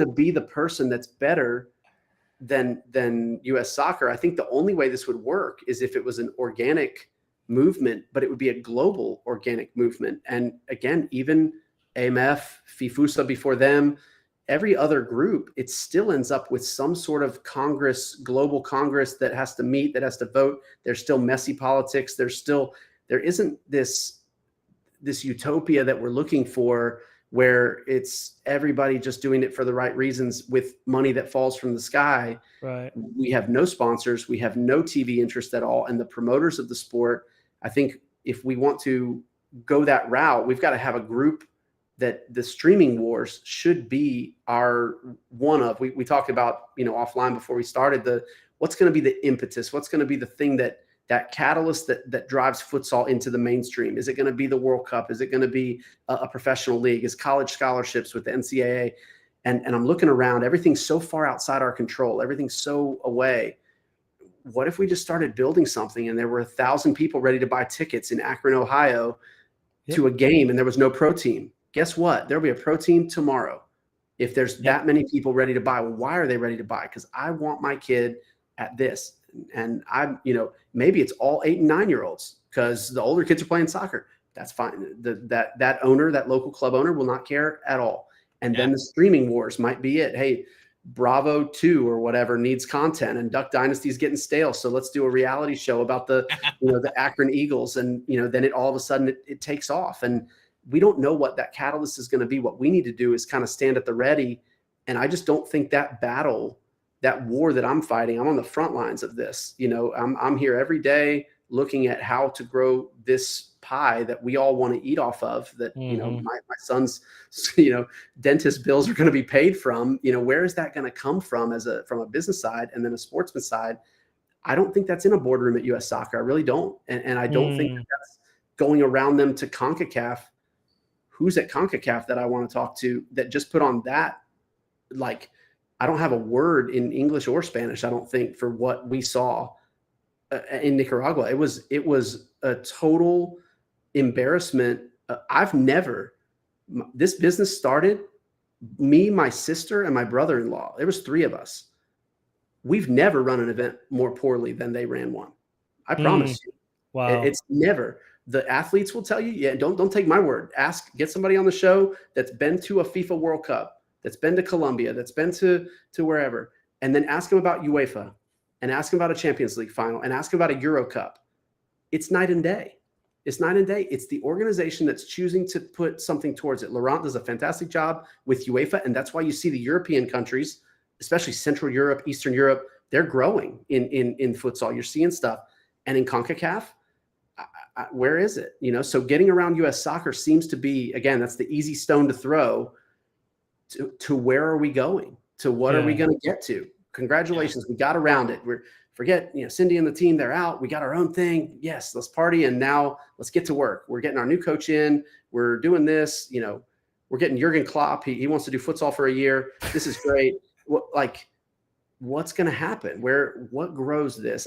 I just feel that there's what we look at. What's the market telling us? What's the industry telling us? They're telling us Messi played this as a kid. Ronaldo played this as a kid. Not one person can say anything negative about futsal as a developmental tool for soccer. We're leaning into that. We're going to that. And we're going to blow that up and make that into the biggest deal. And we're going to work with organizations that are already organizing in futsal and get them in. And U.S. soccer, if they later see a groundswell of hundreds of thousands and millions of players that are craving more futsal, I bet we'll be surprised at what the budget fiscal year 26, 27 looks like. Right. That futsal gets in there, right? Right. So let's expand on that a little bit, and then I want to address another question in the chat. Is like you said, it's we've talked about two different scenarios, right? We've talked about how U.S. soccer having their name plastered on the thing, it's easy to blame them, right? So there's that component of it. There's also the component we talked about of kind of owning the backyard, building this thing out. So Rob, let's talk about what our next step is. In your opinion, what's next for the U.S.? Whether it be our communities, our futsal communities, or the or the federation, whichever direction you want to go with that. But also, what component is missing for us all to be working together to push that forward and kind of force that change ourselves as a community and improve that model? Yeah. So what I think, again, total dad mode here. And after a rough bedtime, I'm very focused on, being a dad here, but my 4-year-old, it's everything's wrong. Everything's bad, and it's like, don't bring me any more problems tonight. Bring me solutions. Your water's not cold. How can we fix that? What are we going to do? So I'm not here to throw stones, and, we're here to bring solutions. Mm-hmm. One thing that happened to us during COVID, we were forced with a decision that I think U.S. soccer's probably at some point had the thought of, is like, do I even want this futsal thing anymore? Do I want beach? Do I want, all these other things? What FIFA makes me, do I want a women's team, right? That they now have. Each of those, you have to make a decision. And in my case, during COVID, it was like, this is over. Really, like, you're going to have to leverage yourself to such a level. Are you going to, mortgage, get a equity line on your house for futsal? Is that what you're doing? Is that where we're going to go with this? Because your events are done, and you're not going to have international for unknown amount of time. And we're going to keep teasing you that you're back to work. If they had told me it was 3 years, probably it was better to just be done, But we decided, like, we're sticking this thing out. We're not firing our employees. We're not, we're doing this, and we will one day, futsal will come out of this and we'll be ready. But you had to have that moment of, like, so if we're going to do this, we're not going to be paralyzed. That's one thing we're not going to do. We're going to fight this head on. So one thing that happened that was really, I guess, was one of those aha moments by accident. We had a really amazing creative director at that time who was sitting around not promoting any events because we didn't have any events to promote and nothing to do. And he, did one of those Zuckerberg social network 48-hour benders, and just comes back in. And he's like, I've got something to show you. I want to have a meeting on Monday morning. And, we walk in there and he shows us this thing. He's like, I call it the vault. And it's like, what is it? He's like, it stores all the stuff. It's like, what do you mean all the stuff? Like, everything. And we look, and he's got, player registration goes in there, and it's more about, he's like, the kids want fun. And it was like, because we're always doing events, we just run event, and we're done. We don't ever get to stop and think about why are kids coming to our events? Why in last year we had 40 teams? Why do we have 60? Why are more kids doing this than before? And what would make 160 come instead of 60, right? Well, what would make kids do more? And he's just, he's like, I play Rocket League back home with my friends in Costa Rica. We have a standing game. it's that community, that connection we talked about. Mm-hmm. He can get it in esports. He can't go play futsal with his buddies. And, so the community that's being built, but he built a community with people he never met before through the rankings and the communities and the chats and all that. So he puts together this just amazing concept that was, it was born out of two things. One was this great idea, but it was a mom asking for pictures from the tournament, and he was getting frustrated because everyone was asking, "Hey, I saw you taking photos, and where are they?" Basically, and it was a Google Drive, and it was his worst. He hated doing it after the tournament because we're tired and everybody wants the their digital photos. bit, right? That's right. So he said it's all about a time, a location, and an action. Basically, we had this game. It happened at this location. It happened at this time. Something sparked. Something took place. A goal was scored. A red card was had. It was a game was won or lost. That's sports. That's our memories. That's what we have. And so, could we digitize those moments, and then let's get in tune with where we are in 2020. Let's add some dopamine in there. Let's give these kids points. If they score goals, here's some points. If they win games, here's some points, right? And all of it started from this kind of idea. We're going to need some investment. It's like, yeah, now is absolutely the wrong time to be asking for that. My wife is not going to be very excited about investment when, we've got our house here leveraged for this to keep futsal alive at all. Right. And then we start realizing that in order to even run the events we want to run, we're going to have to come up with a contactless registration platform. You're not allowed to have a line of people with birth certificates and 3-ring binders like my mom used to do at my tournaments. You can't do that anymore. So we go to Disney. They have these super rigid, restrictions. And even in Orlando, where we were allowed, it was open, it was not super open. There were still a lot of restrictions there. So we built a platform that has served us now for 3 years. And now that we've come out of COVID, people were loving the vault. They were loving getting the points and being able to see their ranking and all their stats tracked. What we also were getting was 100% compliance from an integrity standpoint, because Barcelona is not going to play in a tournament with a Brazilian that they don't know what age that Brazilian is. They need to know it's been checked. They require us to run a UEFA level tournament, but for children, for 12-year-olds, but the same protocols. And I think in that moment we sort of hit something magic, and maybe that's our karma for sticking around. But we finalized, and it will be live September 1st, something that will be called Futsal 365. And Futsal 365, we think, is exactly what you're referring to, Luke. That's the what next? Don't bring me problems, bring me solutions. Here's the solution. Everybody builds on a platform like Amazon, but it's their things. It's their tournaments. It's their camp, their league, their whatever it is that they want to build. Everyone goes on that platform. They pay us a nominal fee to get on the platform just to keep spam bots and things out there. It's not to make money. It's just it basically covers our COI that we have to provide them, but it gets some people on the platform. And when Hendrik says, "Hey, I want to start a thing in Baltimore," well, he goes to Futsal 365. He sees every possible option that's there, and we bring that gamification with us. This one, we ask a series of questions. What size are your courts? Are you playing stop clock or running clock? How many refs do you have? What kind of refs do you have? And so now, based on their responses, you can play in your backyard if you want to. Put it on the vault, put it on Futsal 365, will be called now, and score points and grow and grow the game. But you're going to get a point for if you win, 3 points if you win, 1 point if you score a goal, minus a point if you get a red card. We're not, we don't want that in the game. But then what if you went to a regional and it was run and it's in, big courts, and it's got stop clock, and it's got, a couple, real referees. Let's give a multiplier to them. That's a silver level tournament. Let's give them, you want to come to world championships. You want to come to US futsal nationals. You want to come to, some of the big tournaments that are out there, played in Convention Center with, Alex, I think in Atlantic City has like 500 teams and like 17, 18 courts.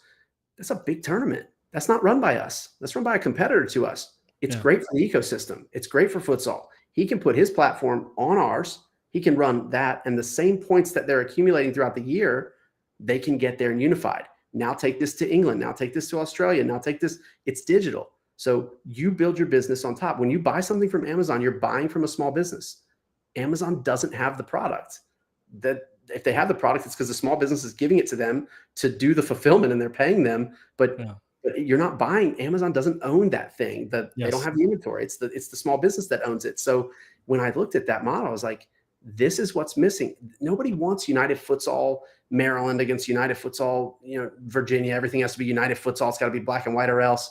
They want to build their brands. Their wife designed their logo, or their son did it in school. And this is, you see clubs like Alianza, that's in New York. That's, a sheet metal company that's built this thing, small club, big heart. And it's unreal. They've played against the best teams in the world. They've gone to Brazil. They've gone to the US, to Spain. And they've played these teams. And for me to have to dominate or take that over doesn't make any sense to grow the game. It makes sense to promote, to give the resources that they otherwise don't have. And again, instead of waiting for US Soccer to do it, or waiting for CONCACAF to prioritize this, or waiting for FIFA to care at all, let's just start working. And if we got a network where there's 100,000 kids on this platform, even if they're attending my competitors' events on the platform, paying them money on the platform, but it's a seamless entry point.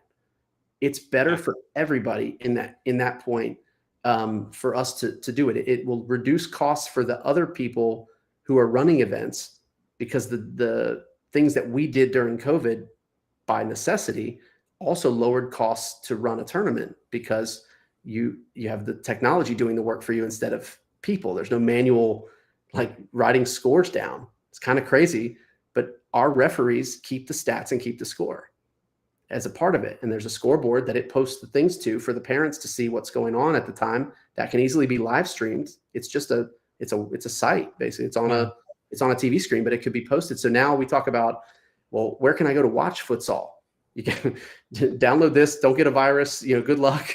We would have an ecosystem where that could easily be implemented. I'm sure there's a bunch of companies that would love to power our platform once that's live, and say, we'll provide the streaming capability. So I think when you look at the next 3 to 5 years of futsal in the US, there will be a World Cup cycle. There will be a new coach. There will be another, endless fights online about whether he's good or bad, or who he picked, and the MASL futsal fight will rage on, as it always does. But I'm going to be down here at the 8-year-olds, 5-year-olds, 6-year-olds, all the way up to 14, and then I will do my best to help out that 14s to 18s awkward transition phase, and we will support whoever is the national team coach from there who takes it over. But I think that's when an interesting value proposition shows up to a Jim Buss, to a Mark Cuban, to a person in that type, and say, man, there's this platform with there's 500,000 kids on this thing. There's 1 million kids on this thing playing futsal, and I can tell you where they live, and I can tell you, what tournaments they play in. I can tell you the types of events they want.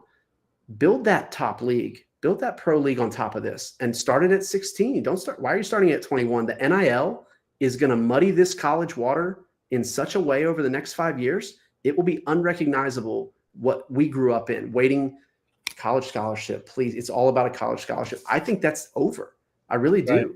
Right. I watched a kid transfer for free to UNC. He's not playing for free. He's just not taking up a scholarship. Yeah. What does a scholarship matter anymore? It doesn't matter at all if there's enough business interest there. So Duke versus UNC in futsal, I can tell you personally, from knowing John Kerr very well. His kid played in my original futsal at Sport HQ. He was his 8-year-old kid was in that team, and he's a huge advocate. And Carlos Salmoana, from UNC, his kid was at the World Futsal Cup and played against Barcelona for Mas Futsal from Raleigh. These are two guys who are huge advocates for futsal. When the time comes, we're not going to have a problem implementing in there. Your problem is the NCAA. And every day they are losing their grip on college athletics. This is a positive land shift. If we stay at the door of US soccer, knocking and hoping and praying, we're missing massive ground shift on the other side, on the private side. Interesting.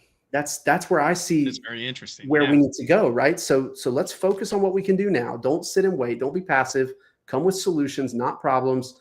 And or I would say come with problems, but have solutions to the problems. The water wasn't cold tonight. He was right, but we had solution. We're gonna go get some ice and we're gonna fix this. And I think in our case, it's okay to identify that there's wrong things in futsal without also burning the system to the ground. I think Rob, you touched on what Jake and I have kind of identified as what we do here on Futsal News, which is we bring a place for and we tell everybody hey, come together. You may not think you have a part of this, but you do. You have a part of this. If you're passionate like us, come to the table. We've heard so much great insight from you tonight, and we just encourage viewers who are listening to this, speak up, come out. Come, like I said, we're tired of sitting and hoping and praying. Let's move forward together. Bring what you've got. We need it. Yeah. Whatever it is. If you're an engineer, help me design these goals. That's right. Help me make these things tear down and set up faster. Means we can do more futsal events in a year. Yeah. Help me, to get these courts to have better, responsiveness, or let's make a wood court that assembles as quick as a plastic one. And then, we can do some damage. So just whatever gifts you've got to give to the futsal community, you do that first, then go online and blow everybody up with but before you get to that chat bot, first step, get out here with us on the front lines and put in a shift with us. I love it. One of the things you brought up too, and I've been holding this question from the chat, not on purpose, but this is perfect time to ask it, is you mentioned the streaming component and the consumption component. Chris asked in the chat, he's had some great questions. We're gonna have to do this like Pat McAfee show style and have an extra table and just bring Chris in. So why is futsal not a TV ready sport? And he brings up how we see some goofy stuff on ESPN3, like competitive tag, drone races. I have an inexplicable hatred for pickleball that I cannot explain to anyone other than the fact that it started around the same time as futsal and it's way ahead of us. You've never been outbid. You've never been outbid for a facility by pickleball. It's brutal. We are taking it on the chin out here, Jake. I can promise you that pickleball is getting us right now. So I have a story about pickleball, but I'm not going to tell it for the sake of. I'll just get enraged in front of everybody. It's not worth it. But he brings up a good question. One of the things that I feel like this is a miss by a lot of leagues in underdeveloped futsal areas is they're looking for that TV deal. Luke and I have argued on here before in the past that hey, let's just stream it. With monetization on YouTube and Twitch and all these places, MASL has found a way to make that work. Yeah. And it seems like, I don't know how they feel about their revenue, but it seems like it works because they have several channels. And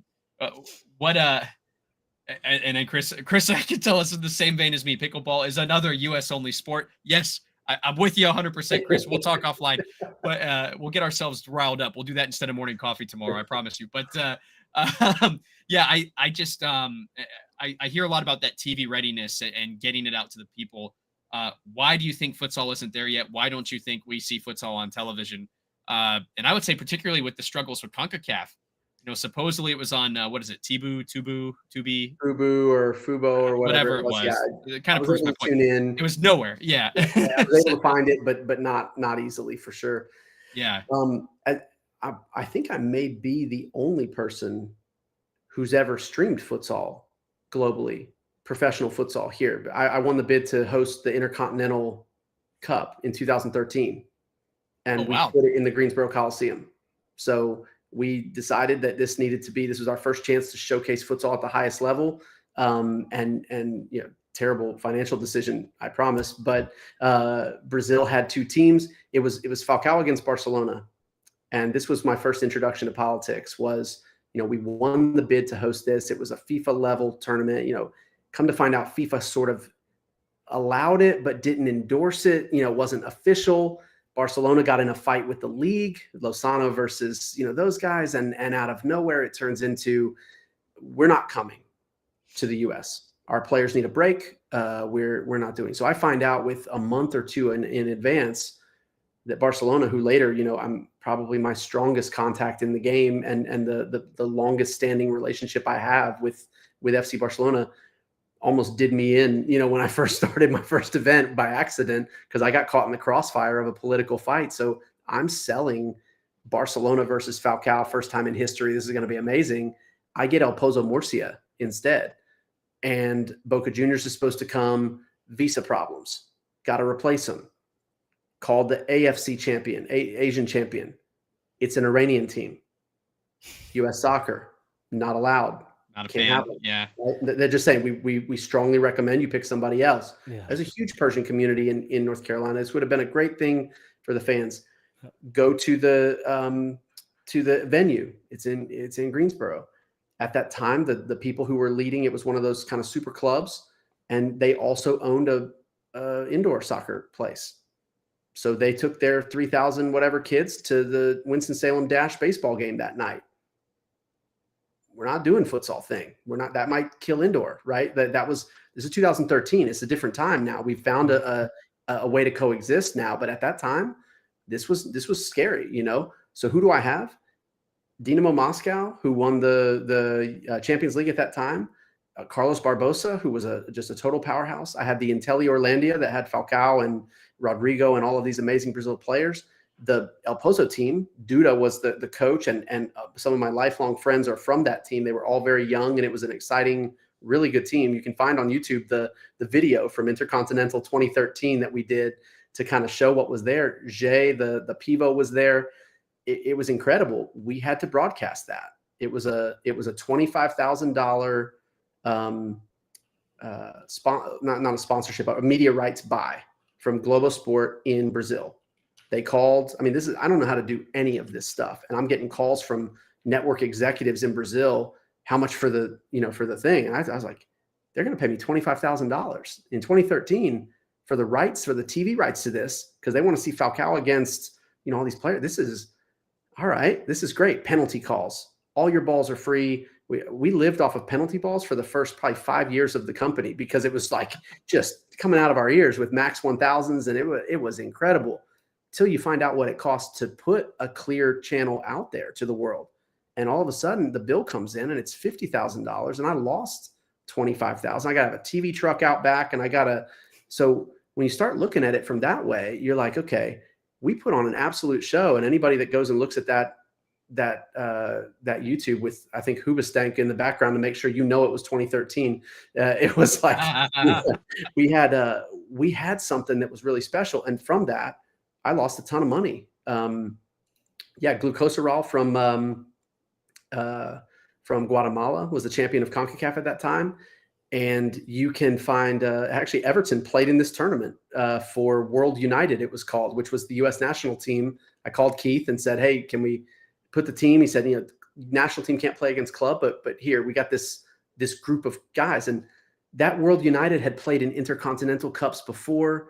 And that's where I kind of talked to you about, where are top players at that 16, 17, 18? Where are they cutting their teeth if there's no international competitions for clubs specifically that aren't national team? We're always focused on U.S. soccer. What about the clubs? When Utah Elite won and got to go to Thailand or whatever, that's a big moment. That we've got an opportunity for those guys. And so again, you see the trying to put on a massive event, trying to do this. We were all in. That floor was shipped from Spain because there's no wood floor in the country to put on there. And these guys won't play if it's not a wood floor. That came in, it got stuck in customs. It arrived at midnight the night before the games were supposed to start that evening. So the first walkthroughs were done on concrete while we put together a puzzle.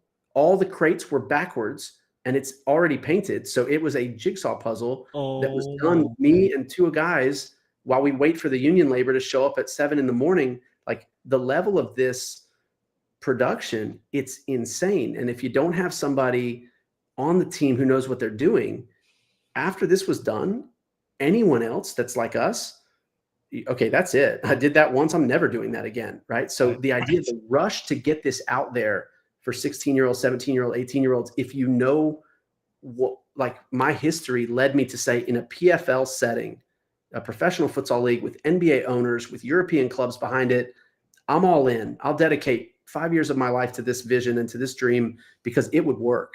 That this will work. But when we're talking about, like, I mean, if you know Drew Ducker, if you know Kawe Martins from Phoenix, if you know Tony Terrell has been years and years in this, like, the level of Danny Villagran from Sporting Maryland and Scotty, his brother. I mean, they're 30-year clubs.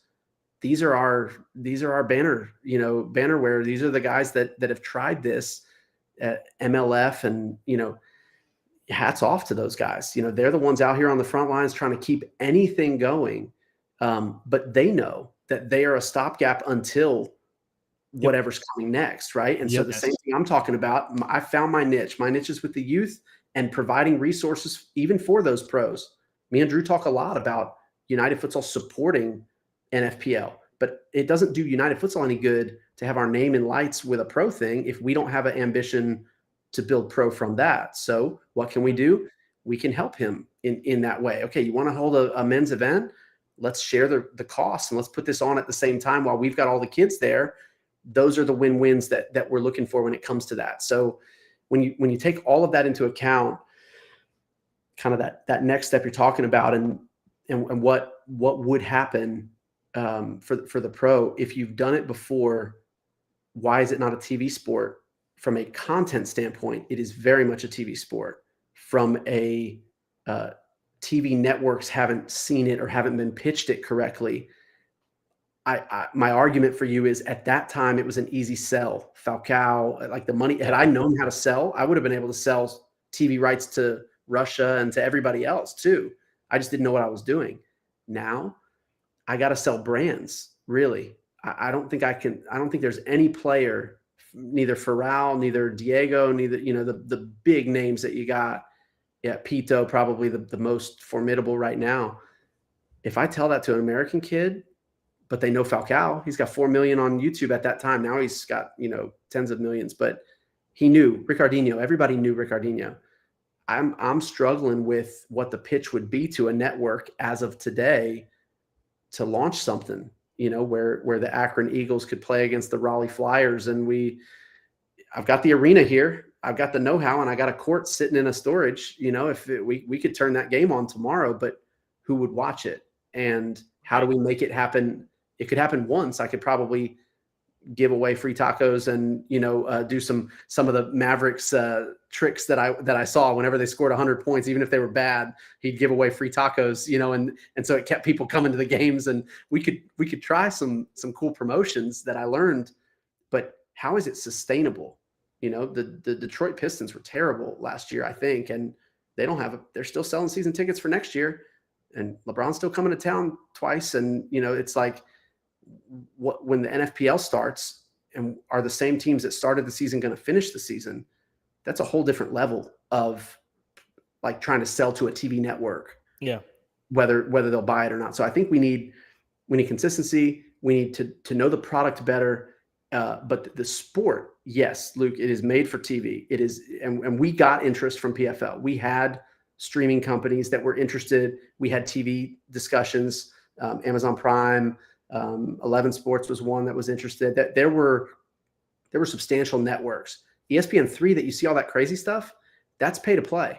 Yep. So yes, you buy the spot, and then you make money off of the ads that you sell. That's why if you see, whenever MASL was on ESPN3, you would see that commercial, "Be right back" or whatever.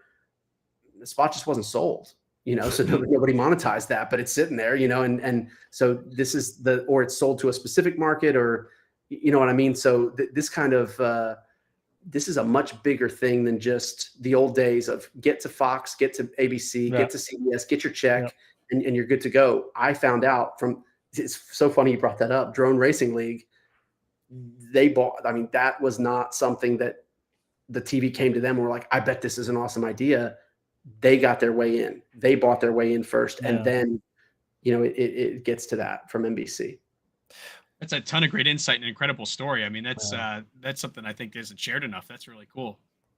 Can I interject real quick? Rob, you speak about kind of, the pay to play, and you spoke a little bit earlier about your Futsal 365, I think the name of it was, and kind of these innovative tactics. And since we don't have our Pele, or we don't have our David Beckham, or we don't have our Falcao, one thing Jake and I have discussed on the channel is this new age of streaming, and the new age of streaming sports, a la Twitch, with this new interaction. I think a little bit too, I kind of lean towards the supporter community as well, in the stands, but also, watching online. One thing Jake and I have talked about is this new age, these new fans, these new ways of watching sport, and their fans interacting. I think, you've touched a little bit on how futsal is community. I think, just to kind of add to your, what you've been saying is, I really believe strongly, coming from a technical standpoint and doing videography for 20 years, is that this streaming platform is the new way to view sports. Agreed. This community that people are developing online with their friends. Like Jake developed, friends watching the CONCACAF from where were they all from? Jake, was it like Venezuela, or I can't remember who all you had during our watch parties? Yeah. We actually had several people chime in from Cuba and Guatemala primarily. I just had CONCACAF Futsal Championship in the title, and people were so desperate to find it that they sat with us, and we couldn't air the game itself, but we sat there and talked about it, and that was enough. Like, the community aspect of it was enough. And we would have, again, the game is not on our screen, and we've got, at one point we had like 20 some people just chilling with us, just chatting, just talking. Yeah, that's it. All around that common bond of futsal, That's it. I'm telling you, it's and anywhere you go, any country you go to, that game can come with you. And that's the thing. Again, that community, that's what we have to sell. Yep. What you say, Luke, is dead on. The new age of how easy it is to go live with anything, right? This podcast alone, you would have had your history, Luke. You would have been, all right, let's get him up to Akron. Let's get the studio set up. Let's, schedules have to align, timing has to align, all this crew we need to purchase, and instead you just click a button and here we are, putting this stuff out there.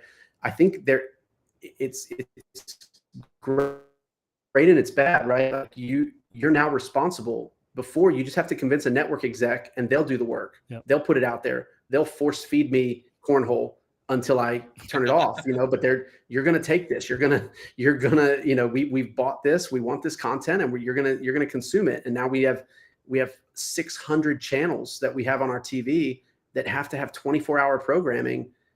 They need content. It's constant look for content. So it was natural that for a while, we all the fish that had, we went to where the fishermen were and said, catch me, pick me up and put me on that.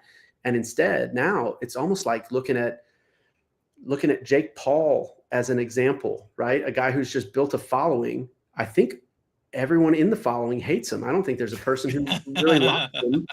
And now, you know what I'm going to do? I'm going to become a boxer, make you really, and you have to pay to hate me. And at least every one of my friends, maybe I'm in an echo chamber, but like, I was like, what, you're buying that fight again? Yeah, I'm buying the fight because I want to see, he's going to get knocked out this time for sure. Well, he didn't, and is he getting did he go to ESPN with this idea? Hey, guess what? I'm going to be a supervillain and I'm going to sell fights all the time. It's the Mayweather. It's right. We've seen these people now start to build their own. And then the full end of this is the Kings League, for example. Yes. This is an entirely youth-focused thing. Yep. It is the people who are serious, the purists, are people we look up to. They laugh it off and they do that. When I talk to people in the RefF, when I talk to people that are serious in the sport, they say in Spanish, ojo con el Kings League. Watch out for Kings League. Keep an eye on Kings League, right? Because what is it? The streamers had the audience. Yep. PK had the name, and they put it together. They put on a Super Bowl type of show. Super Bowl is not even about football. It's about the show. It's the biggest sporting event of the year. It's the worst football game to watch of the year, but it's the best, event of the year. And they just leaned into that and they built something. So when we look at futsal, the first step is what's our, Kings League would be the perfect futsal format. Yes. But they chose futsal. They chose Foot 7 to make a more boring game. The game itself is boring. It's not fun to watch. Yeah. And we've got a guy that works with us now in our Spanish company that played in the Kings League. Former Barcelona coach Roger Bonet. He's with us, but he played for Kings League. He's like, it was the circus. It was it was the craziest. It was the best. It was awesome. And it was a show. It was a total show, American show. They called it, that's what we're doing. And man, what a missed opportunity that they didn't choose futsal as their format instead of 7-a-side. The players could have shown off a little bit better. It's easier to form the teams with only 5 instead of 7. Who didn't get to PK? PK knows futsal. He grew up playing futsal. Why was that choice made? Why did we lose that? It's not like football 7 is about to become an Olympic sport and Kings League saved it or something. They chose that format. And so again, when I'm looking at this is a much longer, bigger discussion here about that part of the televisation, because like you said, media as a whole is going through a dramatic change over the past 5 years and the next 5. Yes. We should continue to watch and explore and wait for our moment. And when we find our moment, all in, go for it. And that moment will present itself. I think Kings League would have been an amazing opportunity, since half of the players were futsal players that were playing in that league, and they just, they went the other way. So what's next? What could we do that's similar? One thing that I always do on this channel with our guests is I try to ask them, like, hey, if you had the keys to the castle and you could drive futsal, what would you do with it? But we've had the unique opportunity with you having so much influence and being in that driver's seat in a lot of ways that, we've already discussed it as our main discussion here. So I was trying to think of a way to kind of creatively end this thing. And I think of, your neck of the woods, and this Kingsland conversation leads perfectly into it. So I'm going to, you've been very gracious with your time, and I want to thank you, but I want to kind of end with a fun closing question. I think it ties into this is, in Cary, you saw TST this summer. Absolutely. Be a massive success, in my opinion. And you see this interesting dynamic of, you see futsal people coming together, you see arena soccer players coming together, and you see celebrities, which to me, in my head, in my business mind, thinks, potential investors. Yep, absolutely. A JJ Watt that's willing to buy into Burnley. Like, why can't we get him to buy into futsal instead? Yep. A Pat McAfee who, jokingly calls his team the CONCACAF instead of CONCACAF, group. I love that. And, had futsal guys on his team. Ricardinho's at this tournament. Yep.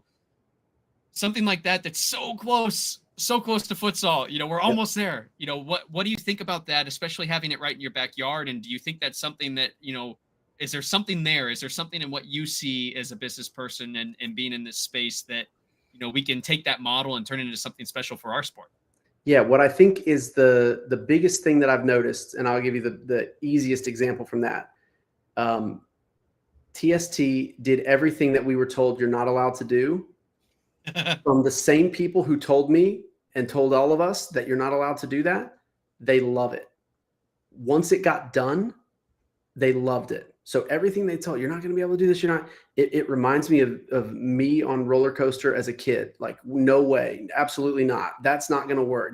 I'm going to die, whatever. And then you get on it like, that was awesome. Let's do it again, right? 100 more times. So a lot of it has to do with that. It kind of brings this conversation full circle. The Steve Jobs telling us you don't need a button on your phone, and us saying, what are you talking about? And then 5 years, 10 years later, he's right. He brought it to us. He told us the way it needed to go. And in this case, TST just like, we're just going to do it. Kings League, we're just going to do it. Like, we're going to put these things out there. And a bunch of people stuck their nose up at the first year I was there. And it was a lot of, growing pains for event operation, because they're a total third party. So they, like, when I coached at the Rail Hawks, right, I'm at that facility all the time. And it's a different game day operation when we run events, and we got it down to a science. We've been running it for since 2006, so we're going on a lot of years here.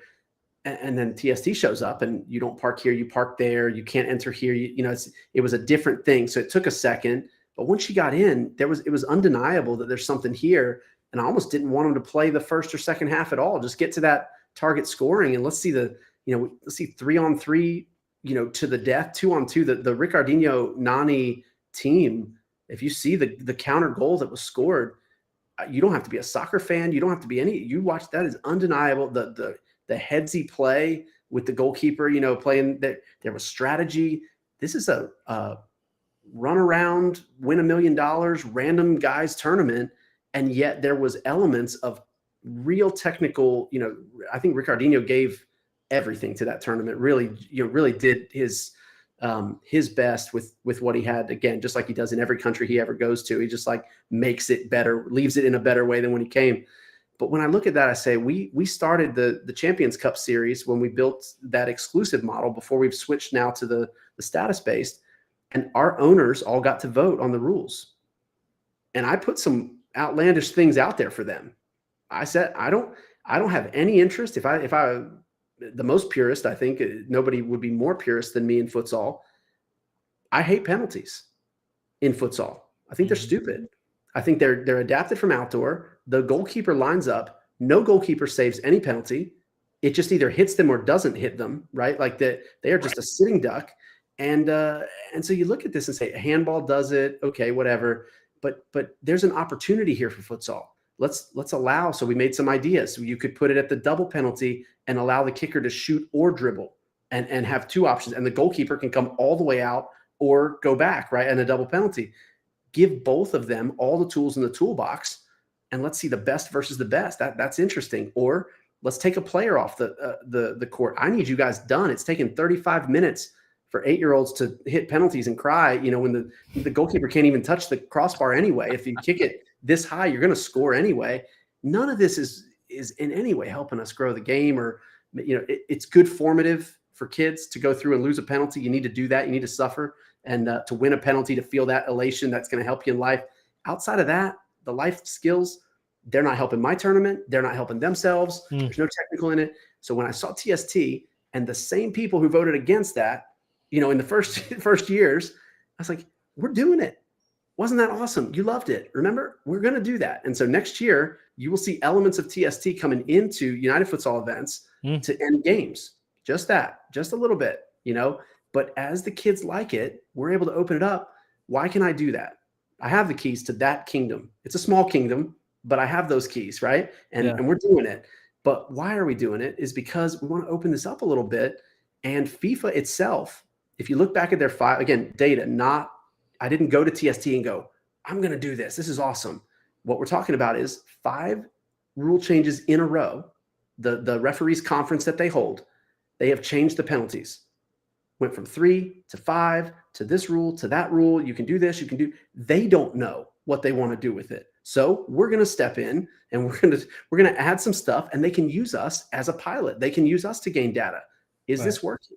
Just take players off every minute that's a goal's not scored. Start with 3, go down to 2, go down to 1, and the goalkeeper, and may the best team win as quickly as possible, so my games stay on schedule and get off the court. Right. But let's see if somebody uses us as sort of an example. Just like NFL is using the XFL, some of those rules are coming in. Yeah, so, look at that kickoff change. I mean, that's huge for the NFL. We've never seen a change so big from them before.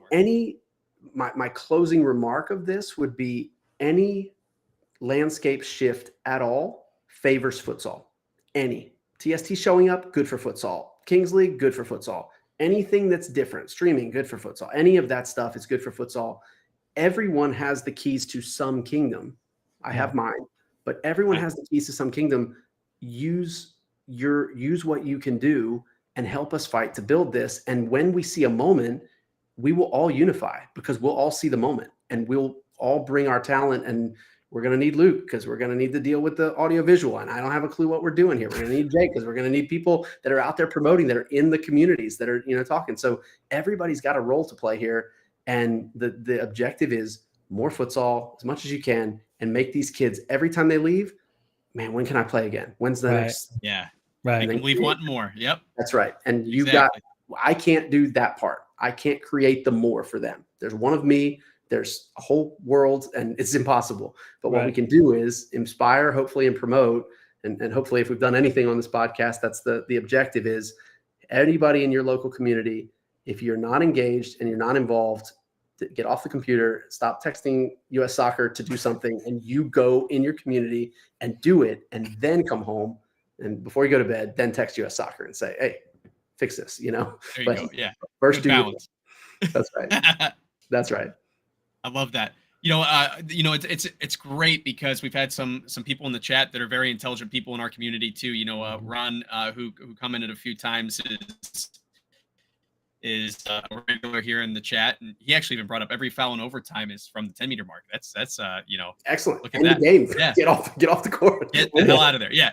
Well, and And I'm with Rob. I'm with you. I hate penalties. You know, I'm a purist. We talk about it all the time on here, but penalties give me anxiety. I could be watching a game that I don't know either team. I could be just learning what their kit colors are, and if I have to watch them do a penalty, I got to listen. I look the other way. I work on the fish tank and I listen for the announcers, and that's all I can do. I can't physically watch it. It still to this day gives me anxiety. But and then Chris in the chat as well. You know, being very influential in his neighborhood as well, and we got to see some new faces like Hendrik, which is awesome.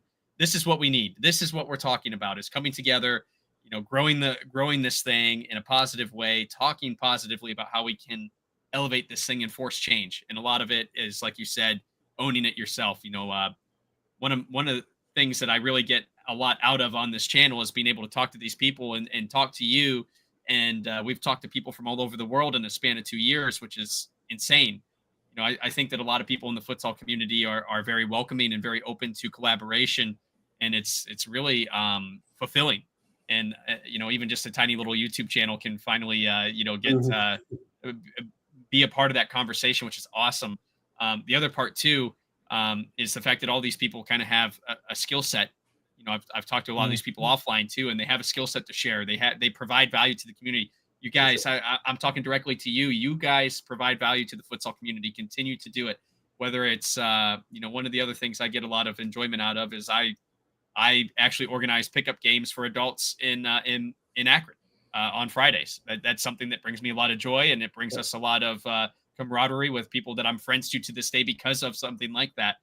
Meeting them randomly. You never know who you're going to meet. You never know who's going to be that next futsal enthusiast. So I hope that everyone got a lot out of this conversation. Rob, thank you so much for your insight. You gave us a lot of information I think that the average fan doesn't have access to. And I really do appreciate your transparency and sharing so much time with us on this. It's been really cool. Absolutely. And I appreciate you guys having me on and look forward to the next time. Awesome. We will definitely have to do a follow-up for sure. Guys, please follow United Futsal. I have all their social medias listed in the description of this video, so there's no excuse. Click on the links right now. Go check them out. Check us out. Make sure you join our community as well so we can continue to grow this thing and do special things like meeting with Rob. And until we talk to you guys next time, don't forget to play with your soul.